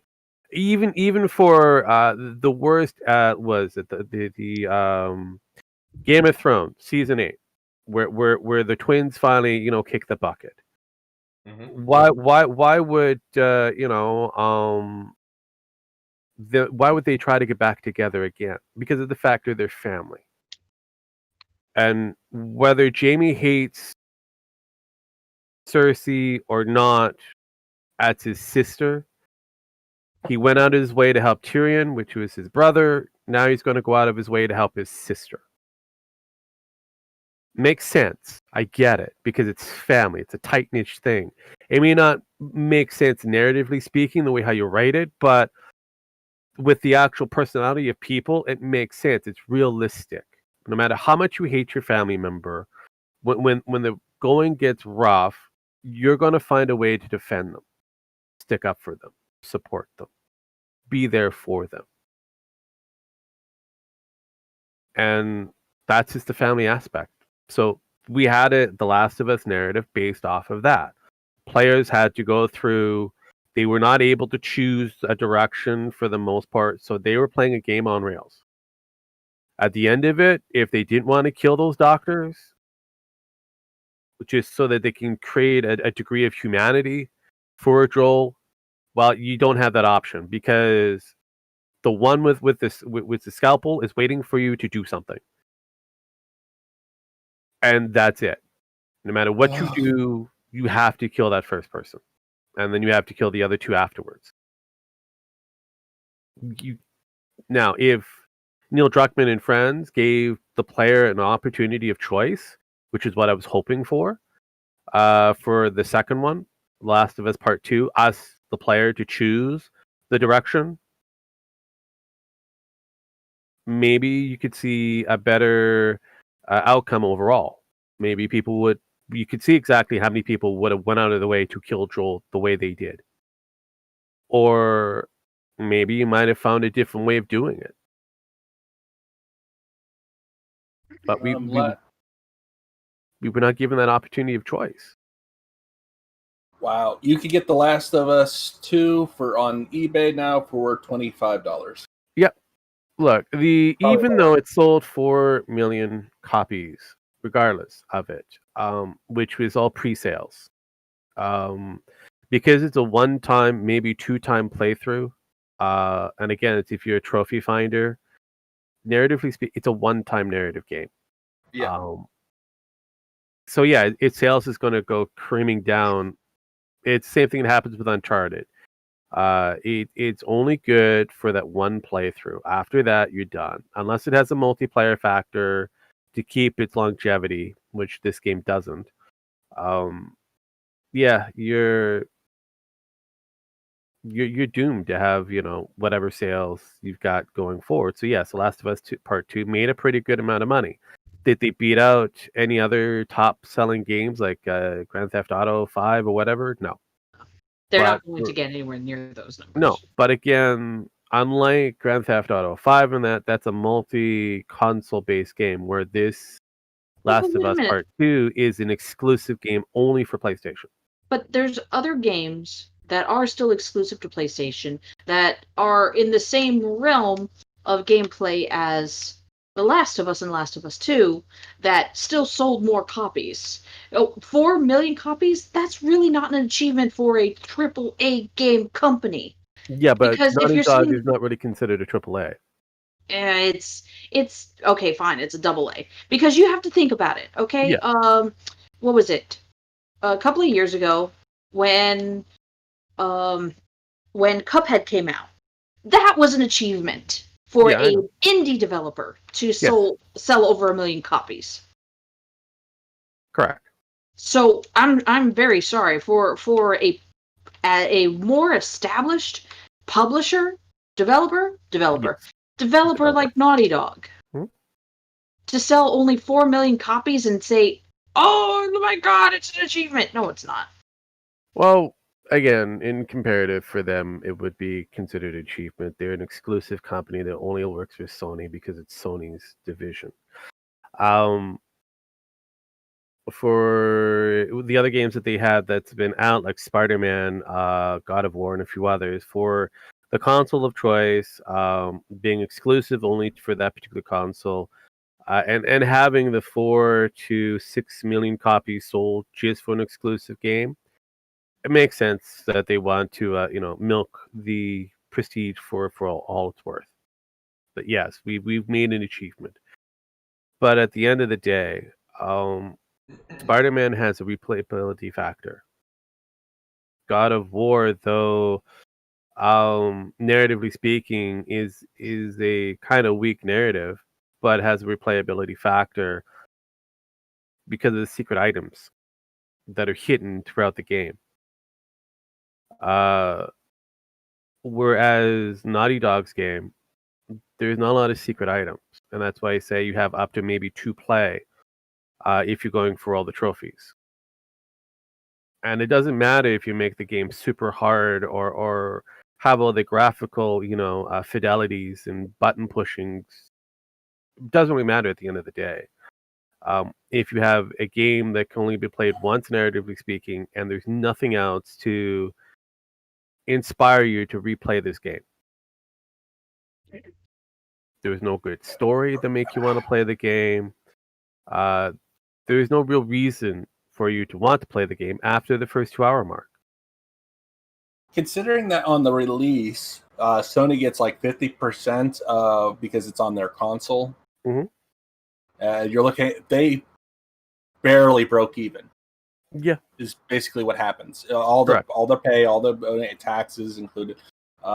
Mathematically, it looks like they just barely broke even on this game, and that's it. Not to mention, the crunch time and all of that. Yeah. Oh no, the crunch time, the overtime, and all this, they probably barely just broke even. And that's it. Yep. I mean, yes, it was a success in sales wise, but as far as money making wise, no, they needed to break a larger denomination. I think it was like, yeah. You're right. And you can say that, and again, I'm looking at Windslayer here with his 10 out of 10 bigot sandwich.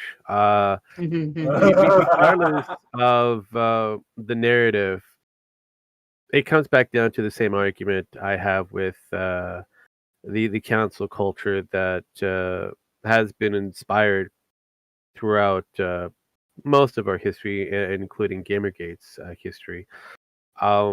It's not going to change anything. All it does is strengthen the resolve the relationship with the developers of the game and the writers, the critiquers. Right? And in order for the critics to say anything, they have to have a degree of positivity for the game.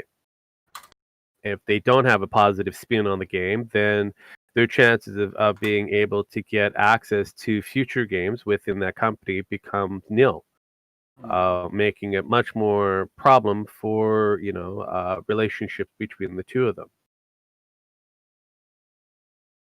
You can see this by what Sony has been doing with other outspoken critics have not given a value of 10 out of 10 or whatever. And it's just gone through this is what the game is. This is the good of it. Here's the bad of it. Here's the ugly. And is it worth the buy? But there was a winner. It was Sony. Well, Sony always wins. Yeah, Sony always wins. Producers always win. Yeah. At the end of the day, the producer wins all the time. Yeah. It doesn't matter what about the editing, the director, the writer, the developer of the actual game, or even the people behind the movie. The producers always win. Yeah. The only way that they don't win is if nobody buys their product. Correct. Pretty much. And at the end of the day, they could use whatever tactics and ploys that's going forward to make it look good for them. Going, well, it isn't us; it's causing you the problem. When in actuality, it is. Mm-hmm.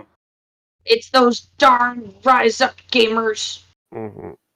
And of course, they're going to use whoever they want to use to, talk to say that all gamers are dead. That the viewing based audience is no longer our focus. Whatever narrative that you want to come up creatively, that everybody's a racist, sexist, or whatever ist or phobe. When you demonize the audience base, whether they deserved it or not, is not going to encourage people to want to buy your product. Unfortunately, with the amount of demonization that has been happening, it has been encouraging people to buy the product. You would think that it would be the other, but unfortunately it has. like it or not, The Last Jedi made billion plus. Not saying it fared better than Force Awakens, but it still made money. How many Same thing with rewrites? the last Rewalker, the Rise of Palpatine. It made money, but again, not at the same significant as the last whatever Jedi, whatever, and then Force Awakens. So yes, it does still profit. You still have people showing up because there's people who don't follow the cancer culture. Cancer or cancel? Actually, you know what? Yes. The answer is Oh, yes. Cancer culture. They don't follow it. Because they're normies. The normies do not follow that narrative. They just show up, kind of go, "Oh, Star Wars, I know of that," and they walk in and they put down their money. So what happened? Oh wait, that company, that producer still made a buck. So regardless of the narrative, it is profitable when you're dealing with the normies. Not so profitable when you're dealing with the extremes on either end. So they're not going for the extremes. They don't care about the extremes. That's not where their money comes from. The naive, stupid normies is where their money comes from. Now we can bitch about it. We can make petitions. We can make organizations. We can do all we want. But at the end of the day, the people who rule are going to be the over 86% of the buying market.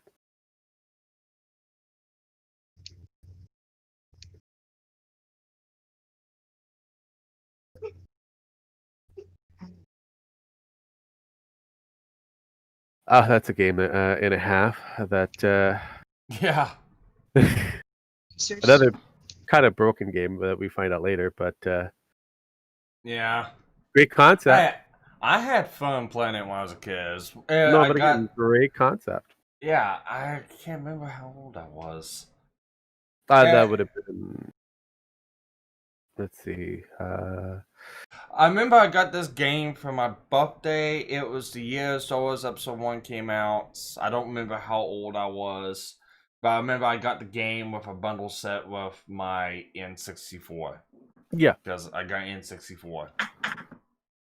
You're a boomer! Yes, I am. You're part of the new boomers. Congratulations. Who remembers the Atari Star Wars? Oh, I mean, Rogue. Oh, that's it.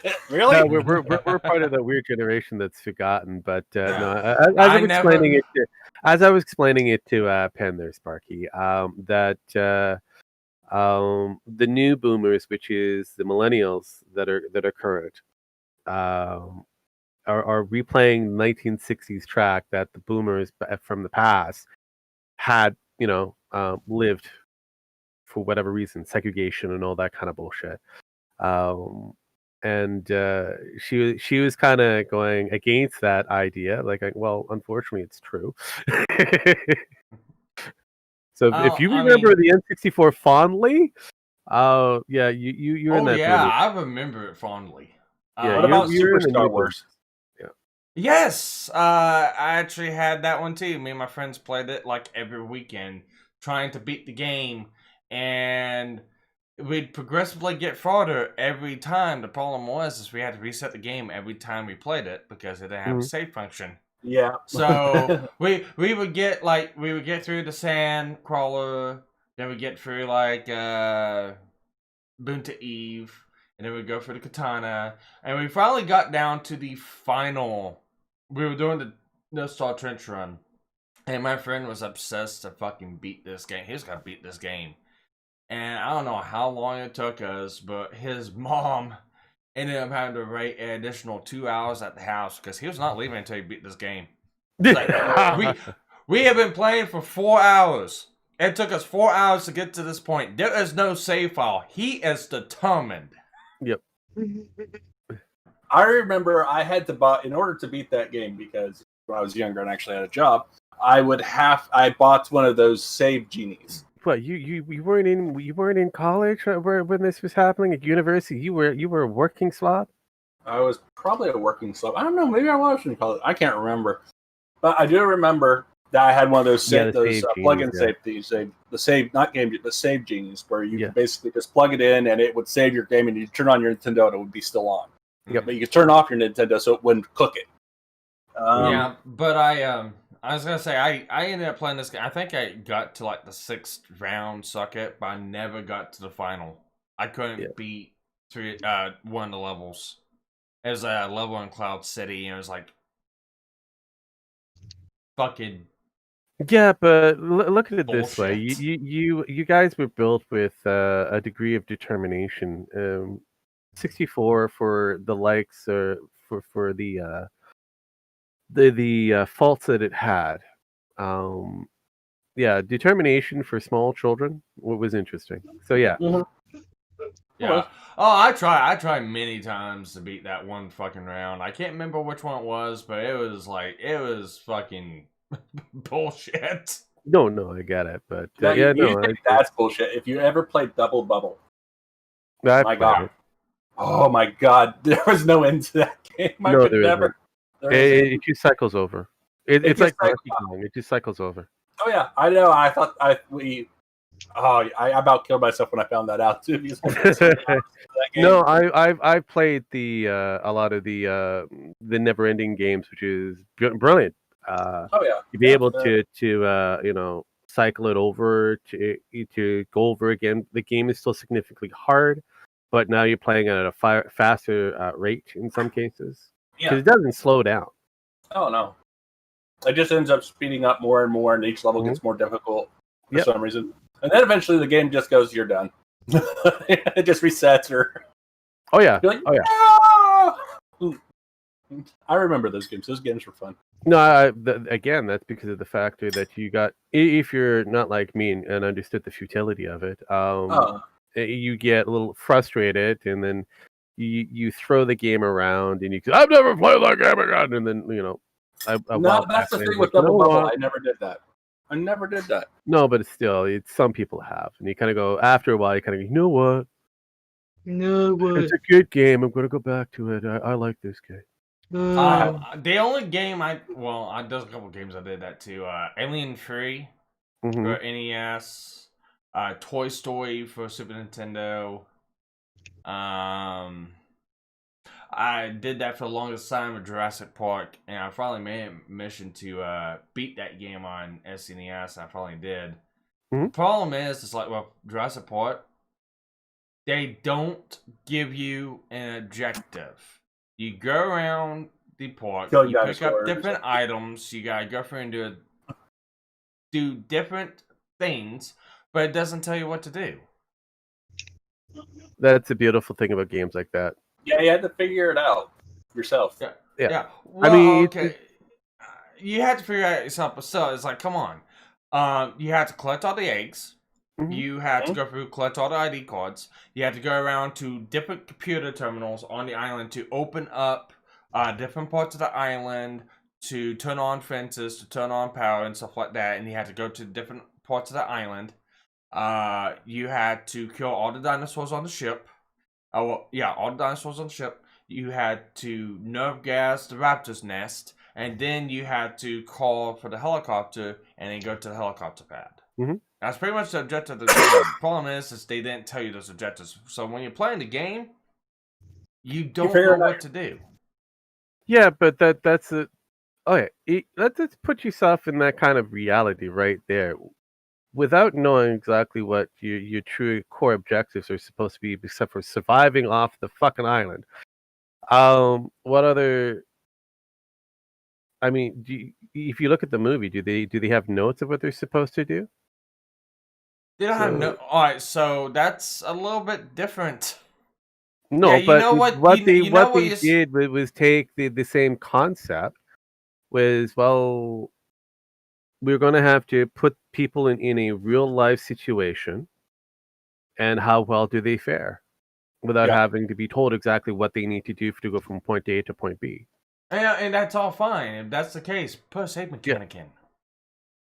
Unfortunately, when it comes down to the ability for certain consoles, save mechanics was taken out just for certain criteria. For example, not having the game system overheat, or the size functionality, the size of the console needs to be reduced by whatever in order to save cost. So in order for you to reduce that, you have to remove a mechanic, or at least a feature. Mm-hmm. Which is why third party parties, or even within the actual say, for example, Nintendo themselves, would actually produce a cartridge or an item that was able to save your game on that cartridge.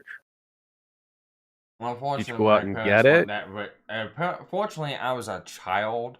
At No, this I point in know, and time. that's where it comes back down to, you, as a kid, you don't know these things. As an adult, Mm-hmm.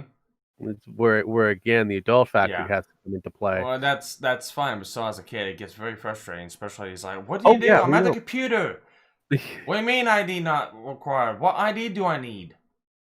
Yeah. Where's the ID at?" It's like, Oh yeah, no, no that's where power. you Where do you have go to? Where do you go to turn the power on? It's like, yeah, no, that's where you have those Nintendo guidebooks, and again, this is the reason why the resale factor comes into play.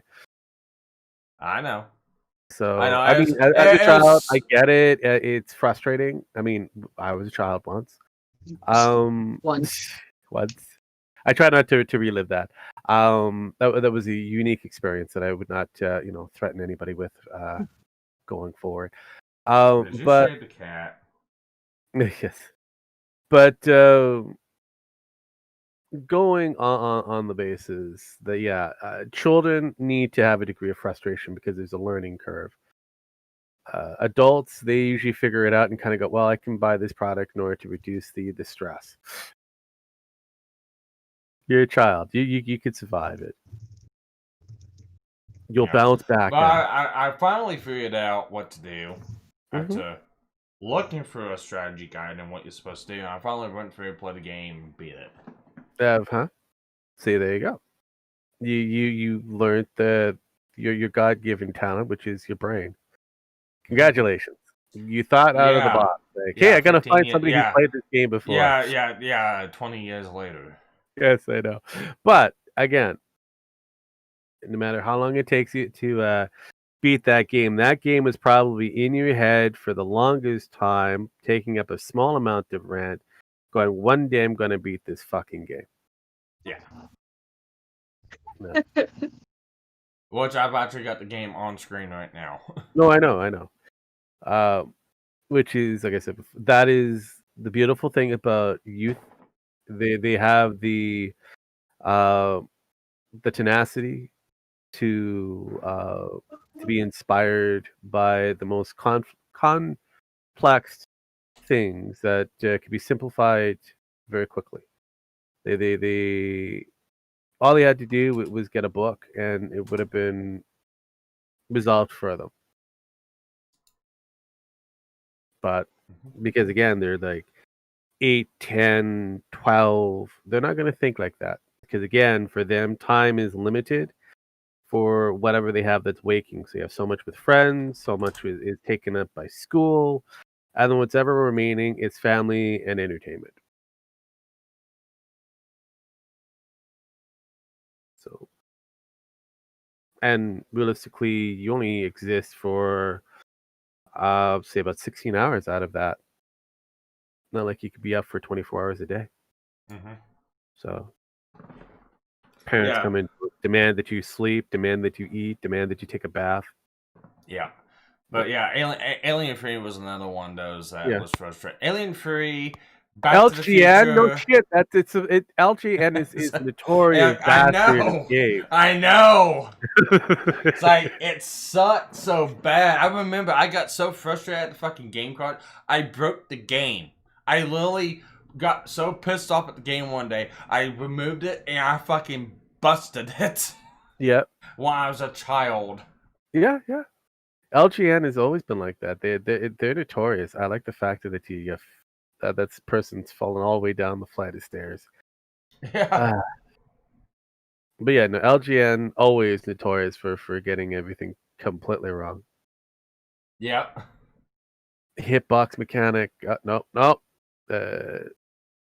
And then you've got the what is it, the climbing mechanic that they throw in, the convolutedness of where they're supposed to go, Yeah. the aliens or the NPCs that you're supposed to be attacking. Not You're super supposed to be smart. saving all the prisoners. Yeah. Oh yeah, there's always something.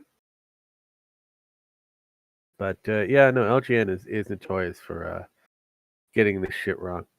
Not only that, but making games significantly hard as quickly as possible, as well as producing games as quickly as possible. So yeah, I mean, there's not like I don't know, a certain nerd out there that's made an entire living and career in the YouTube. Oh yeah, I remember based off laughing, LGN. joking, numbnuts. Yes. Yeah, LJN games. You thought Bethesda was bad. No, Bethesda had never I remember a good LGN. significance of LGN games and kind of going, yeah, I'm not going to purchase any of their games for a long, long time. This, Ghostbusters, Jaws, Yes. Back to the Future, they all fucked them up. Yeah, but again, think of it. They all had the ability to get the license. Excellent Adventures. But not just that, but just think that they had access to the license for all of these games or these IPs and to make these games possible. Mm-hmm. So yeah, I should be surprised, but I'm not. I mean, you think these developers or the producers would kind of I don't think we should give this particular group a license in order to make our games. Yeah. But realistically, it's sold. All it needs. It's all you need. E.T. No. How dare you? Well, it's dare worth money you. now. It's worth money now. It might be worth money. It's not worth the gameplay. Oh no. It's kind of interesting game to basically talk about the epic failure and the value after 20, 40 years. Yeah. Oh yeah, no, that's basically what it is. I mean, the value of the game, no matter how broken it was back in the days. Well, it's also the ethos, or not the ethos, but the mythos of the game. Because everybody's like, well, they took all these games and buried them in a dumpster somewhere, and they're under the earth, and someday they'll be worth money. It was a big, big joke for years. Yeah, for now years. Now it was one of those things that came true. Uh-huh. And it was like, and then everybody started getting a shovel and digging in this area. It's hilarious. I mean, if you got the original box set plus everything else, then you've got some serious coin. If you have the original cartridge, you might have some coin. But then they found so many of them. Yeah, no. It's value. It devaluates the market. Because you end up flooding the market. It devaluates the. But the fact that so many were buried and the stories were true, that Atari died, it was just an amazing tale. Oh yeah. I'm surprised no one's ever really gone about telling it, but yeah, it happened. It's a tale that it's a tale that stands the test of time. Yeah. And now, Last of Us 2 will be Last of Dust. The Last of Us 2 will be the next. I will predict that The Last of Us 2 will be buried in many landfills. No. Use as shotgun pigeons. Yeah, I don't think they. I'll be honest. I don't think they made a lot of copies. I don't. So what Sparky is saying is that he's going to go skeeting later. Yeah. With whatever value copies he was able to get, but I don't think he made a lot of. Well, right now, I'm going through games I liked as a kid, so I'm just showcasing them on the stream. Mm-hmm. One of them was, I remember I played this game all the fucking time, trying to beat it on Game Boy. Skeet shooting, you should, because skeet alone means something else. No, I said what I said on purpose. That's why I said said use them. what I said on purpose. That's why I said use them as pigeon clays. Yes. But Penn, that's why I said Penn. You want to rephrase? No. I said what I did it said. for a reason. So obviously, somebody's she gonna have to go out of their way to pull Try to that correct me, sound bite out and utilize it. Oh well, I tried to help you, Penn. I did not need any help with that one, sir. You did it all. You never need by any help yourself. with You do it She's all quite to capable yourself, of Ken. putting herself in awkward positions.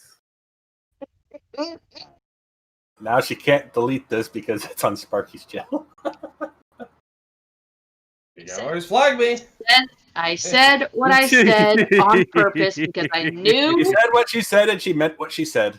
Yeah, That's right. because I knew somebody like Gem Max would go phrasing, and I would get to say that's a point. Good comeback, Pen. Yeah. Nope. But it's the truth. Awesome. It's the truth. It's the factual. truth. Everything is satisfactual. Zippity doo da, zippity You're a racist motherfucker, you. Am I? She is Apparently Jewish. so, 'cause that's a racist song. That's a racist song that's been stripped. Oh, wait a minute. But it's supposed to be talking about wonderful days. How are wonderful days racist? Apparently, it's sidekicked with a certain, racist Black movie. man. Song of the South. Yeah. But a black man sang it. Actually, it was during the time of abolition. Those fuckers were free. Huh? But That's I'm sure something that I like to point out. This is just after the abolition, and the person that you focus on, the kid, the family, and all that, are all from the fucking north.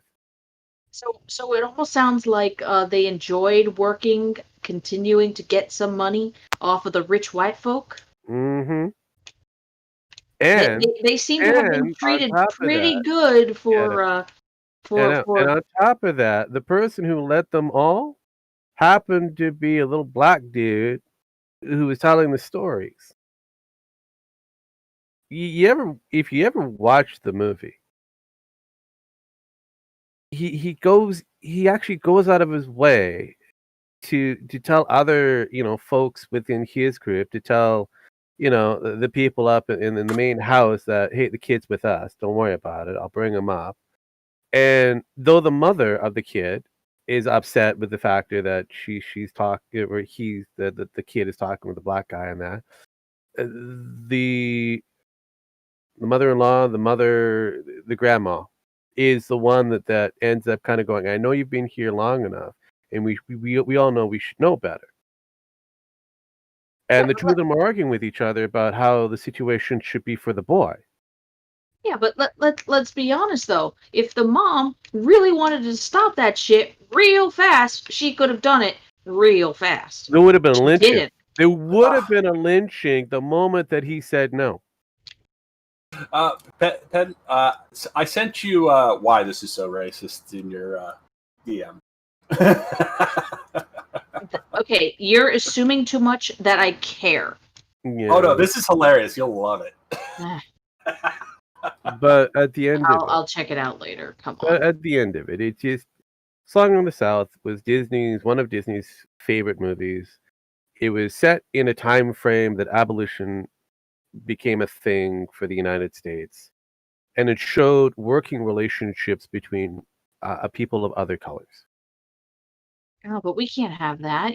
Divide and conquer. I As know. long as we keep Also fighting showed, each other. but it also showed that classism is a bygone age, because basically the separation of colors was based off of class.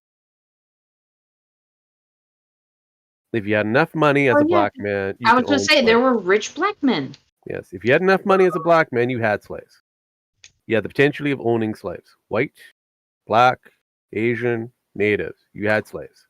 Oh yeah, and there's actual proof evidence that there were people of those cultures that did own slaves of their own. Oh, I know. And we forget that. Well, and that's what I find hilarious as a Canadian, looking at your culture, and I kind of go, guys. Well, that's the reason why they're trying to erase history. It's hard to erase your history. Your history is held by every nation. Every nation knows your history. Yeah, well, every nation's racist then. But but everybody else seems to put slavery on us. Every other nation seems to put slavery on us right now. Like we fucking invented it, and I'm like bullshit. I Look, know. Earth I Nation. Time out. I'm gonna press that exit out on every nation trying to throw racism or the idea onto, because realistically, there's only a small handful within those nations that would try It's to mostly in conflate the that. UN. Yeah. Where reality is, we actually know where racism starts. We actually know how the slave trade actually began. Yeah, and Israel's not condemning us. Correct. Hell, the Iranians are not condemning you for that. The only thing they're condemning you for is the factor that you're going to put embargoes onto us for actions that we do normally, but you turn around, do exactly the same thing, and it's good. Double standard much? Those are what they're trying to point out. Yeah. They're trying to point out the double standard. There's a lot of people who are outspoken, and I'm kind of agreeing with those outspoken individuals when it comes down to the double standards. Your politicians, regardless they're left or right, are very willing to push this holier than thou narrative bullshit onto another nation. How dare they do this?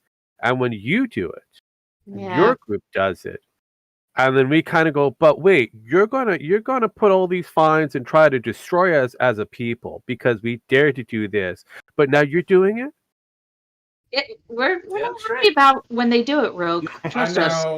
I know. Man Squatcher's gonna disagree with me, but Egypt did have slaves.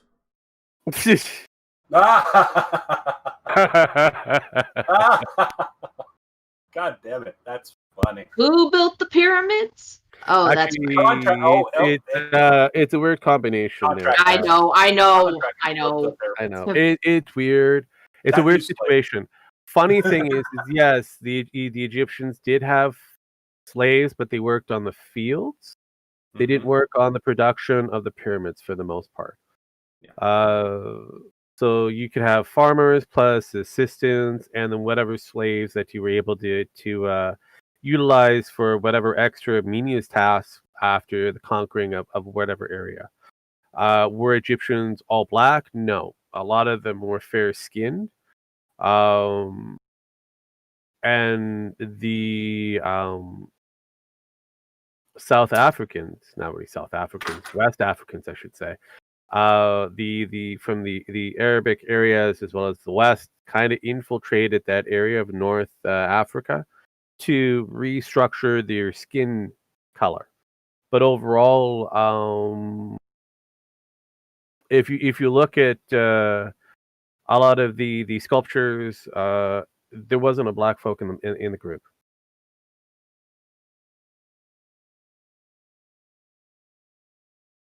We was kings. Why would the Romans side up with the Egyptians very quickly? Romans had issues with certain ethnic colors. That's history. Yep. And they would have never been very open about having having one of their own legionnaires kick it with a certain queen in Egypt if she was very dark. Of the Cleopatra type? Yeah. So, but we like to complicate history by adding in today's moral standards.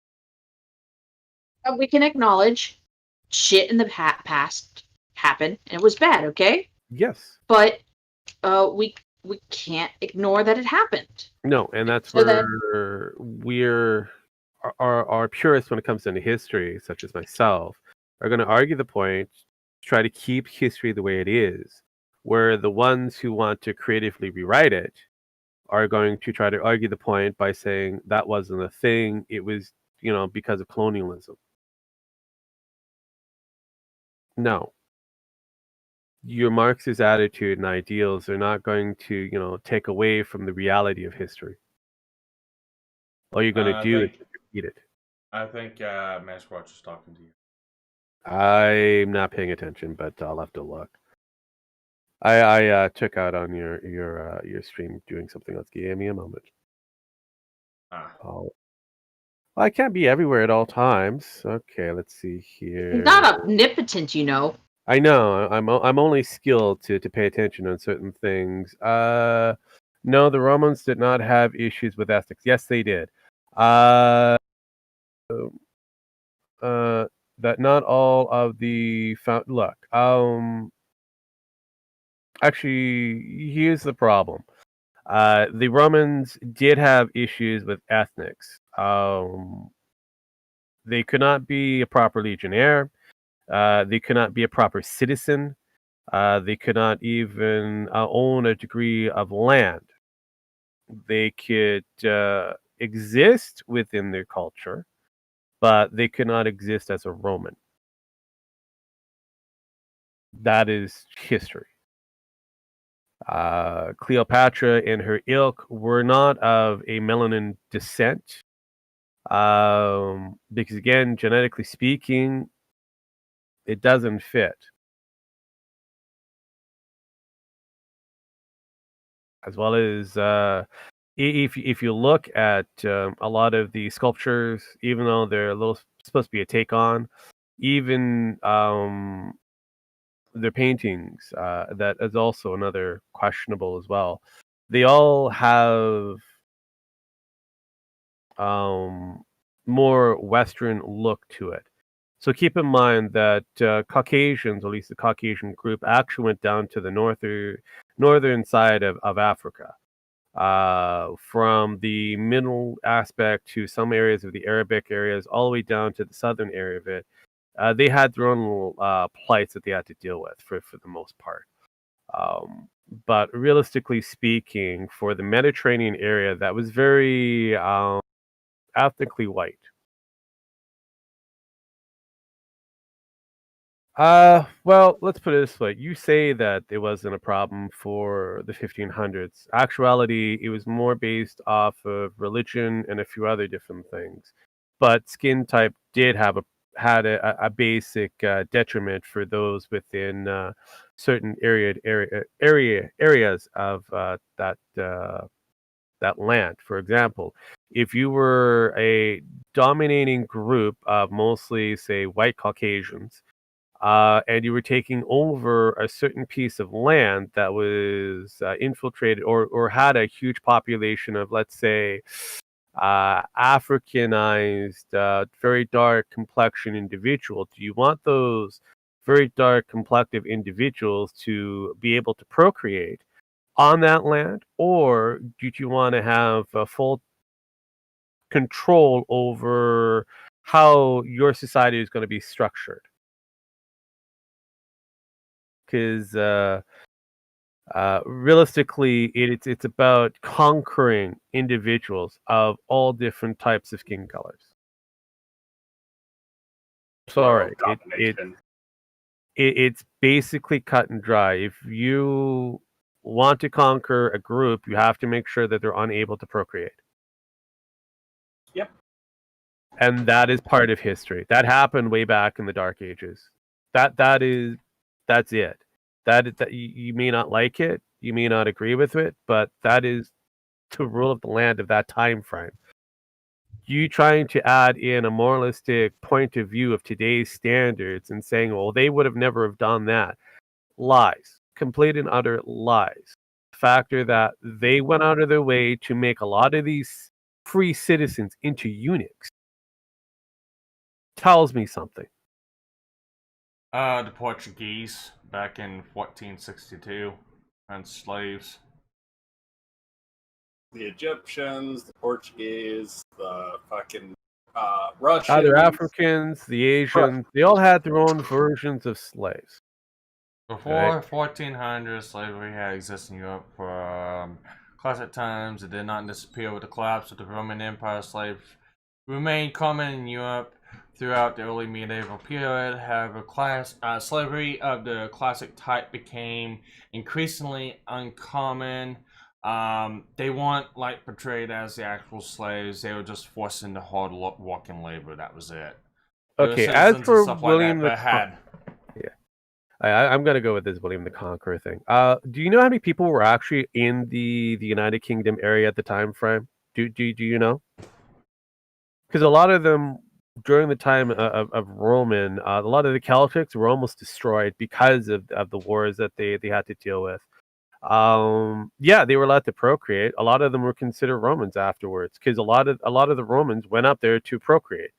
Every English individual is related to a Roman. Hell, there's even parts of history of, let's say, Robin Hood that's supposed to be Roman. Hell, the mythological King Arthur is actually a Roman tale.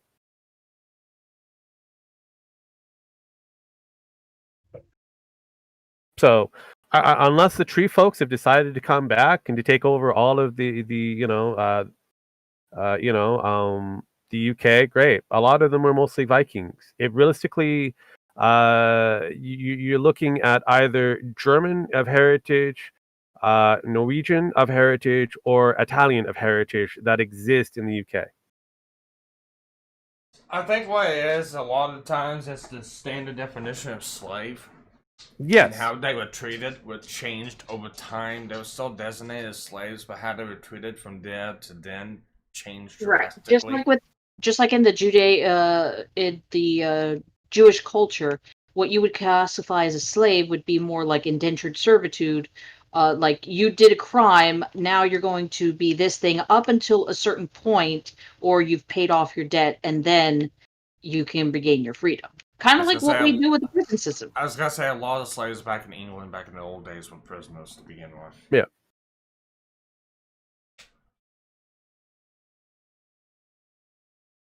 And that's basically parts of history. In 1086, the Kingdom of England was popular with Chimney. Yeah, and guess what?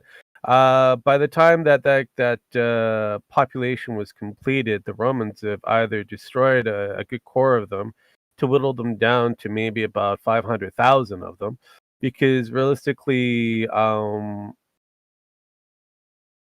was the course of war. Yeah, you were a slave because of a prisoner of war, or you did a crime and therefore you had to pay off your debt. Yeah,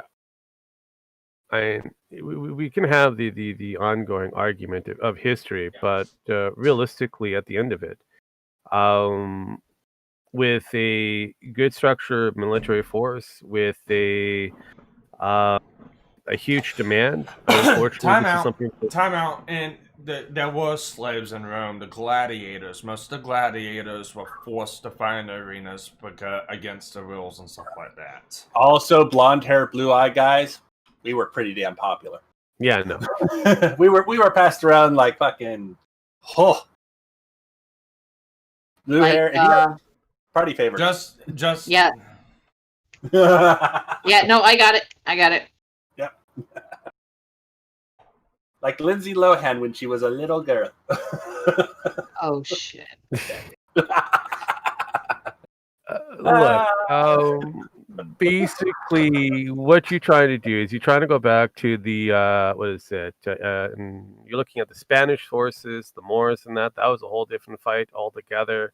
If you're trying to go back to King William I, the Conqueror, and that, you're also looking at a huge vassal department that you had to deal with. Oh, also you had the what was it? There was another empire that had a different skirmish. I think there were Turks that were involved that did a lot of hostage. A lot of them would be from modern day Iran. That was another plight all by itself. Why did you own slaves? Yeah, I know. Plus, you had the religious plight because you had the Pope coming into power. So that's another factor that could change everything. China. What was it? China.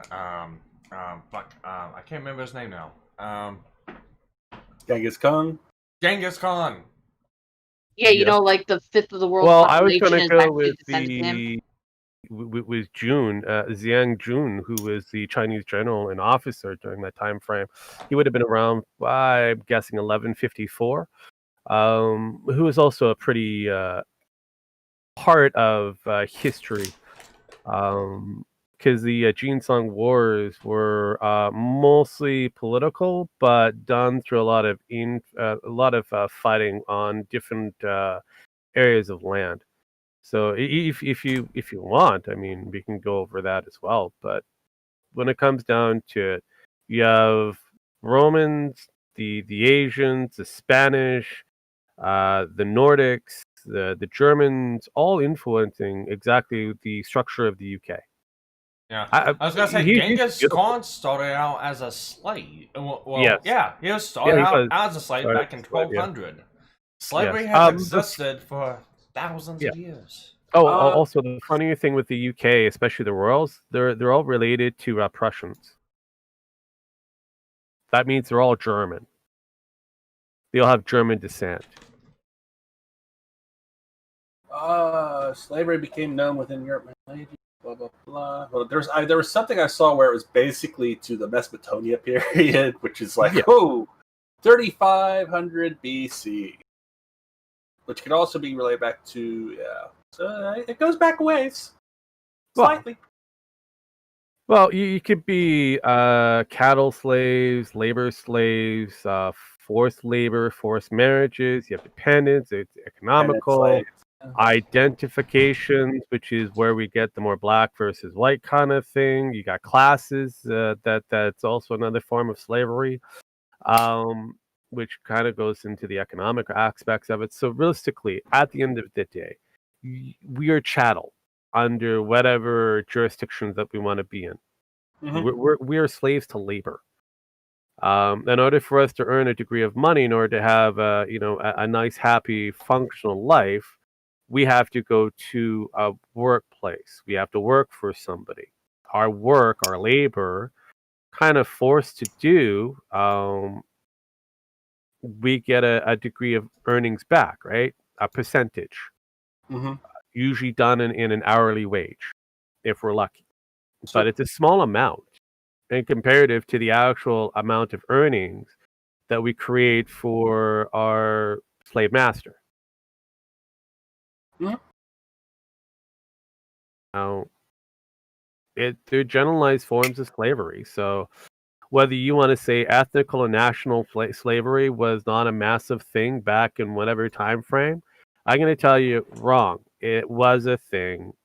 It wasn't a huge talking point as it is now, but it was a thing. It was either political, ethical, or ethnical, or national. Here's the thing, Rogue. Some people would not consider, most people do not consider their work as a form of enslavement. I know. You don't have to work. I'm sure there's other ways that you can find to make a living without dedicating yourself to a 9 to 5. And yes, I know I'm just saying 9 to 5 as a job. No, but it's doesn't generalized. But yeah, but it's you work for somebody else and they give you something in return. Correct. The old bartering system was, hey, I have like 12 dozen eggs. I'm willing to give you 3 dozen for a couple of oranges so I can plant my own orange groves. Alright, time out. So here's the thing, and here's why I'm going to argue with the slavery in Egypt. Okay, fine. I'll admit that great craftsmen are the ones who built the pyramids. But when you get told, you gotta build a pyramid to honor me and my greatness, and if it's not the way I want, you're dead. I'm sorry, it's a form of slavery. Yeah. No one's denying that. Slavery is basically, in a form, an actual better form. I don't know, maybe not. Some people agree with me, disagree. But it's never gone away. There's actually technically everyone in the world, unless you get like the top 1% of 1%, is a slave. I'll tell you right now, Native Americans treated other tribes after they defeated them. They brought them into the tribe, And I think I talked about this once. I can't remember when, but they'd bring them into the tribe, but they didn't have anything that the other tribal members, actual tribal members, would have. They'd use them as breeding stock. They'd use them as bait or stuff like that for different tribes. Or they different wipe them out wars like and stuff Europe like that. did. You know, hey, it's slavery has existed. We try to say it's existed since only 30. It's actually existed since the. I will admit, slavery as America knows it in the other parts of the world, no, not a thing. But it's different aspects combined in the way slavery was done in America. It takes tribute and compilations from other forms. Okay, yeah. I'm sorry. Forcing to get married to a normal, to somebody against your will. That technically is a form of slavery. Sometimes you're a slave to your family. Or arranged marriages. I mean, yeah, that is another form. Yes. I mean, it doesn't matter how you talk about it or which way you go about it. It's a form of slavery. It's a form of doing something against your will that you are not willing to do yourself. Like it or not, the evidence of slavery actually predates written records. There's been a lot of different evidence that multiple different cultures have used slavery to do a lot of things, from hunting gathering to labor to even population control. So, like it or not, there's been a lot of degree of servitude. And I guess that's the word we can go. Yawn my oppression. Yes, I know. But there's a lot of different levels of class of servitude throughout all of history. And trying to textualize the today's standard versus yesteryear's standards, and trying to also conflate or at least state that, that was not a thing, when actuality it was. We just don't want to view it as a thing. All right. We don't want to have that reality. All right, time out. Penn, you sent me something. Did you watch this video already? I have not. Okay, I have not watched it, but I'm going to take a guess. The game theory is how Mega Man doomed humanity. I want to say it's because... No, I want to say it's because, and the argument he's going to make is because Dr. Light programmed Mega Man with feelings and emotions. In Mega Man 7, Mega Man made a choice to attempt to kill Dr. Wily to prevent him from doing the things that he's been doing again. Wily brings up the three laws of robotics, and basically Mega Man says that he's more than a robot. And from there, X was designed off of Mega Man to be a free freaking robot, and that basically did lead to the doom of humanity. I'm gonna say that's gonna be his argument point for it. Maybe. I have not seen it because it only came out about 20-30 minutes ago. I know what the argument is. He's probably going to argue that point. He might. I was going to say something else and then I forgot, so I guess it wasn't that important. Yeah, if it's important, you'll remember later. Otherwise, it is what it is. But yeah, no. I think we pretty much cut the nitty gritty for slavery, and we can go through all courses of written history. And unfortunately, at the end of the day, I'm a purist. I really don't want to argue with anyone about it. But if you you look at the definition of slavery, it's a form of indentured servitude. Yep. Against your will, and and I'm gonna come back to Egypt on it, and that's my biggest point. Yeah, carpenters. Carpenters and craftsmen built the pyramids. Yes, they were highly skilled and trained and decorated. Yes, but if they didn't build the pyramids good enough, it was pretty much they didn't, because they wanted to honor that particular king. I mean, this day and age, you're gonna fix this truck over here, you're gonna be executed. I'm sorry, that's kind of a form of slavery. That's called the mob. That's different. But again, today, if you don't build it right, you just get held liable. And the one thing I like modern day slavery, we call it human trafficking. Yeah, there you go. Yeah. But nobody wants to talk about that. Yeah, no.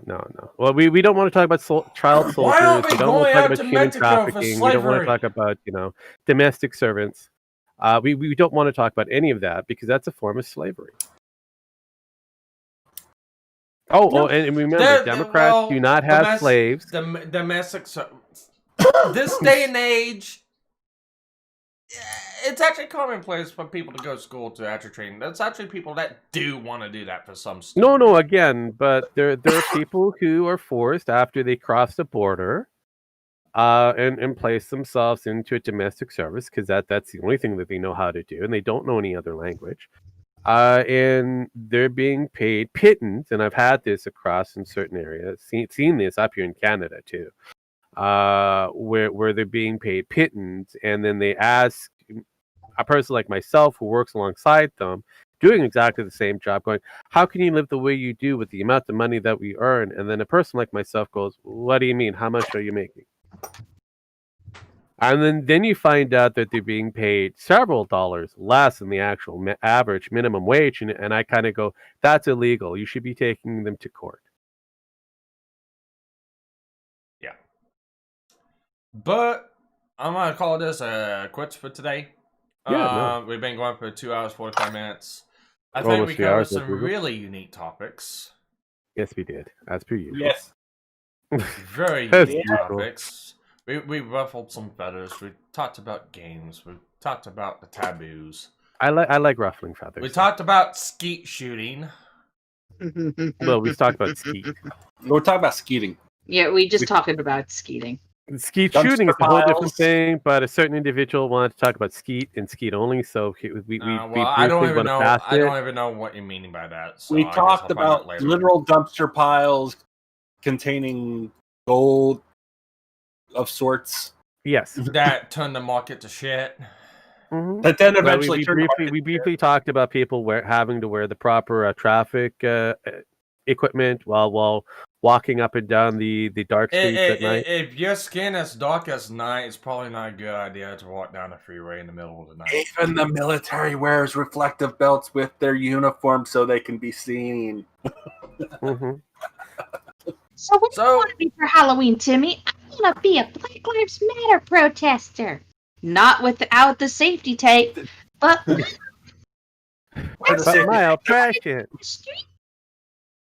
Honk honk merch. Well, I gotta have another kid. Yeah, well, Timmy was a stupid I think the Ron Wright joke. I had a dream about running my wife over a Greyhound bus. I had a dream. I had a dream that two people we run over and dieted for their stupidity. Yeah, I had a dream that white people would segregate themselves again by themselves, and they did. No. I still live. No, I need to get this idea. I actually had a dream where I was working fast food, and a black woman and her daughter were trying to cuss me out for not being You didn't get the chicken sandwich right. No, for not being an ally. You didn't get the chicken sandwich cooked right. Yeah, it's always about the chicken sandwiches, man. Fuck. Anyways, the chicken sandwiches. Closing out. Anything you guys want to chill out before closing out? Well, as per usual, Monday I'll probably be doing a basic stream. I think I'm going to do a bit more Fallout 76. Yeah, I think that might be a goal for me. At the moment, I don't know what Penn is going to be doing because she's got homework. Penn, you kinky girl. I set off the Urban Dictionary of the definition for Sparky on the word skeet. So yes.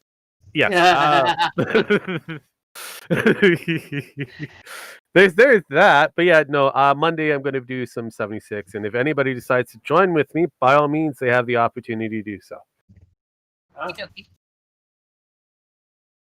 Sounds like a plan. Yeah. For everyone else's viewing pleasure. Yeah. Me and Penn are gonna watch anime. We're gonna finish the Tanya. Saga Tanya Evil. No. Basically, they're gonna watch the rest of the Rogue's Adventure in drag. Pretty much. Well, no, technically, I have an technically, announcement. I no. might be buying Fallout I look 7. good as a blonde, don't I? You might be time out. buying what? If you- Wait, God, Jet Max, that's it. what was that announcement there, sir? Crushed and broken beneath an unconscious naked child. Yep, I think I'm done here.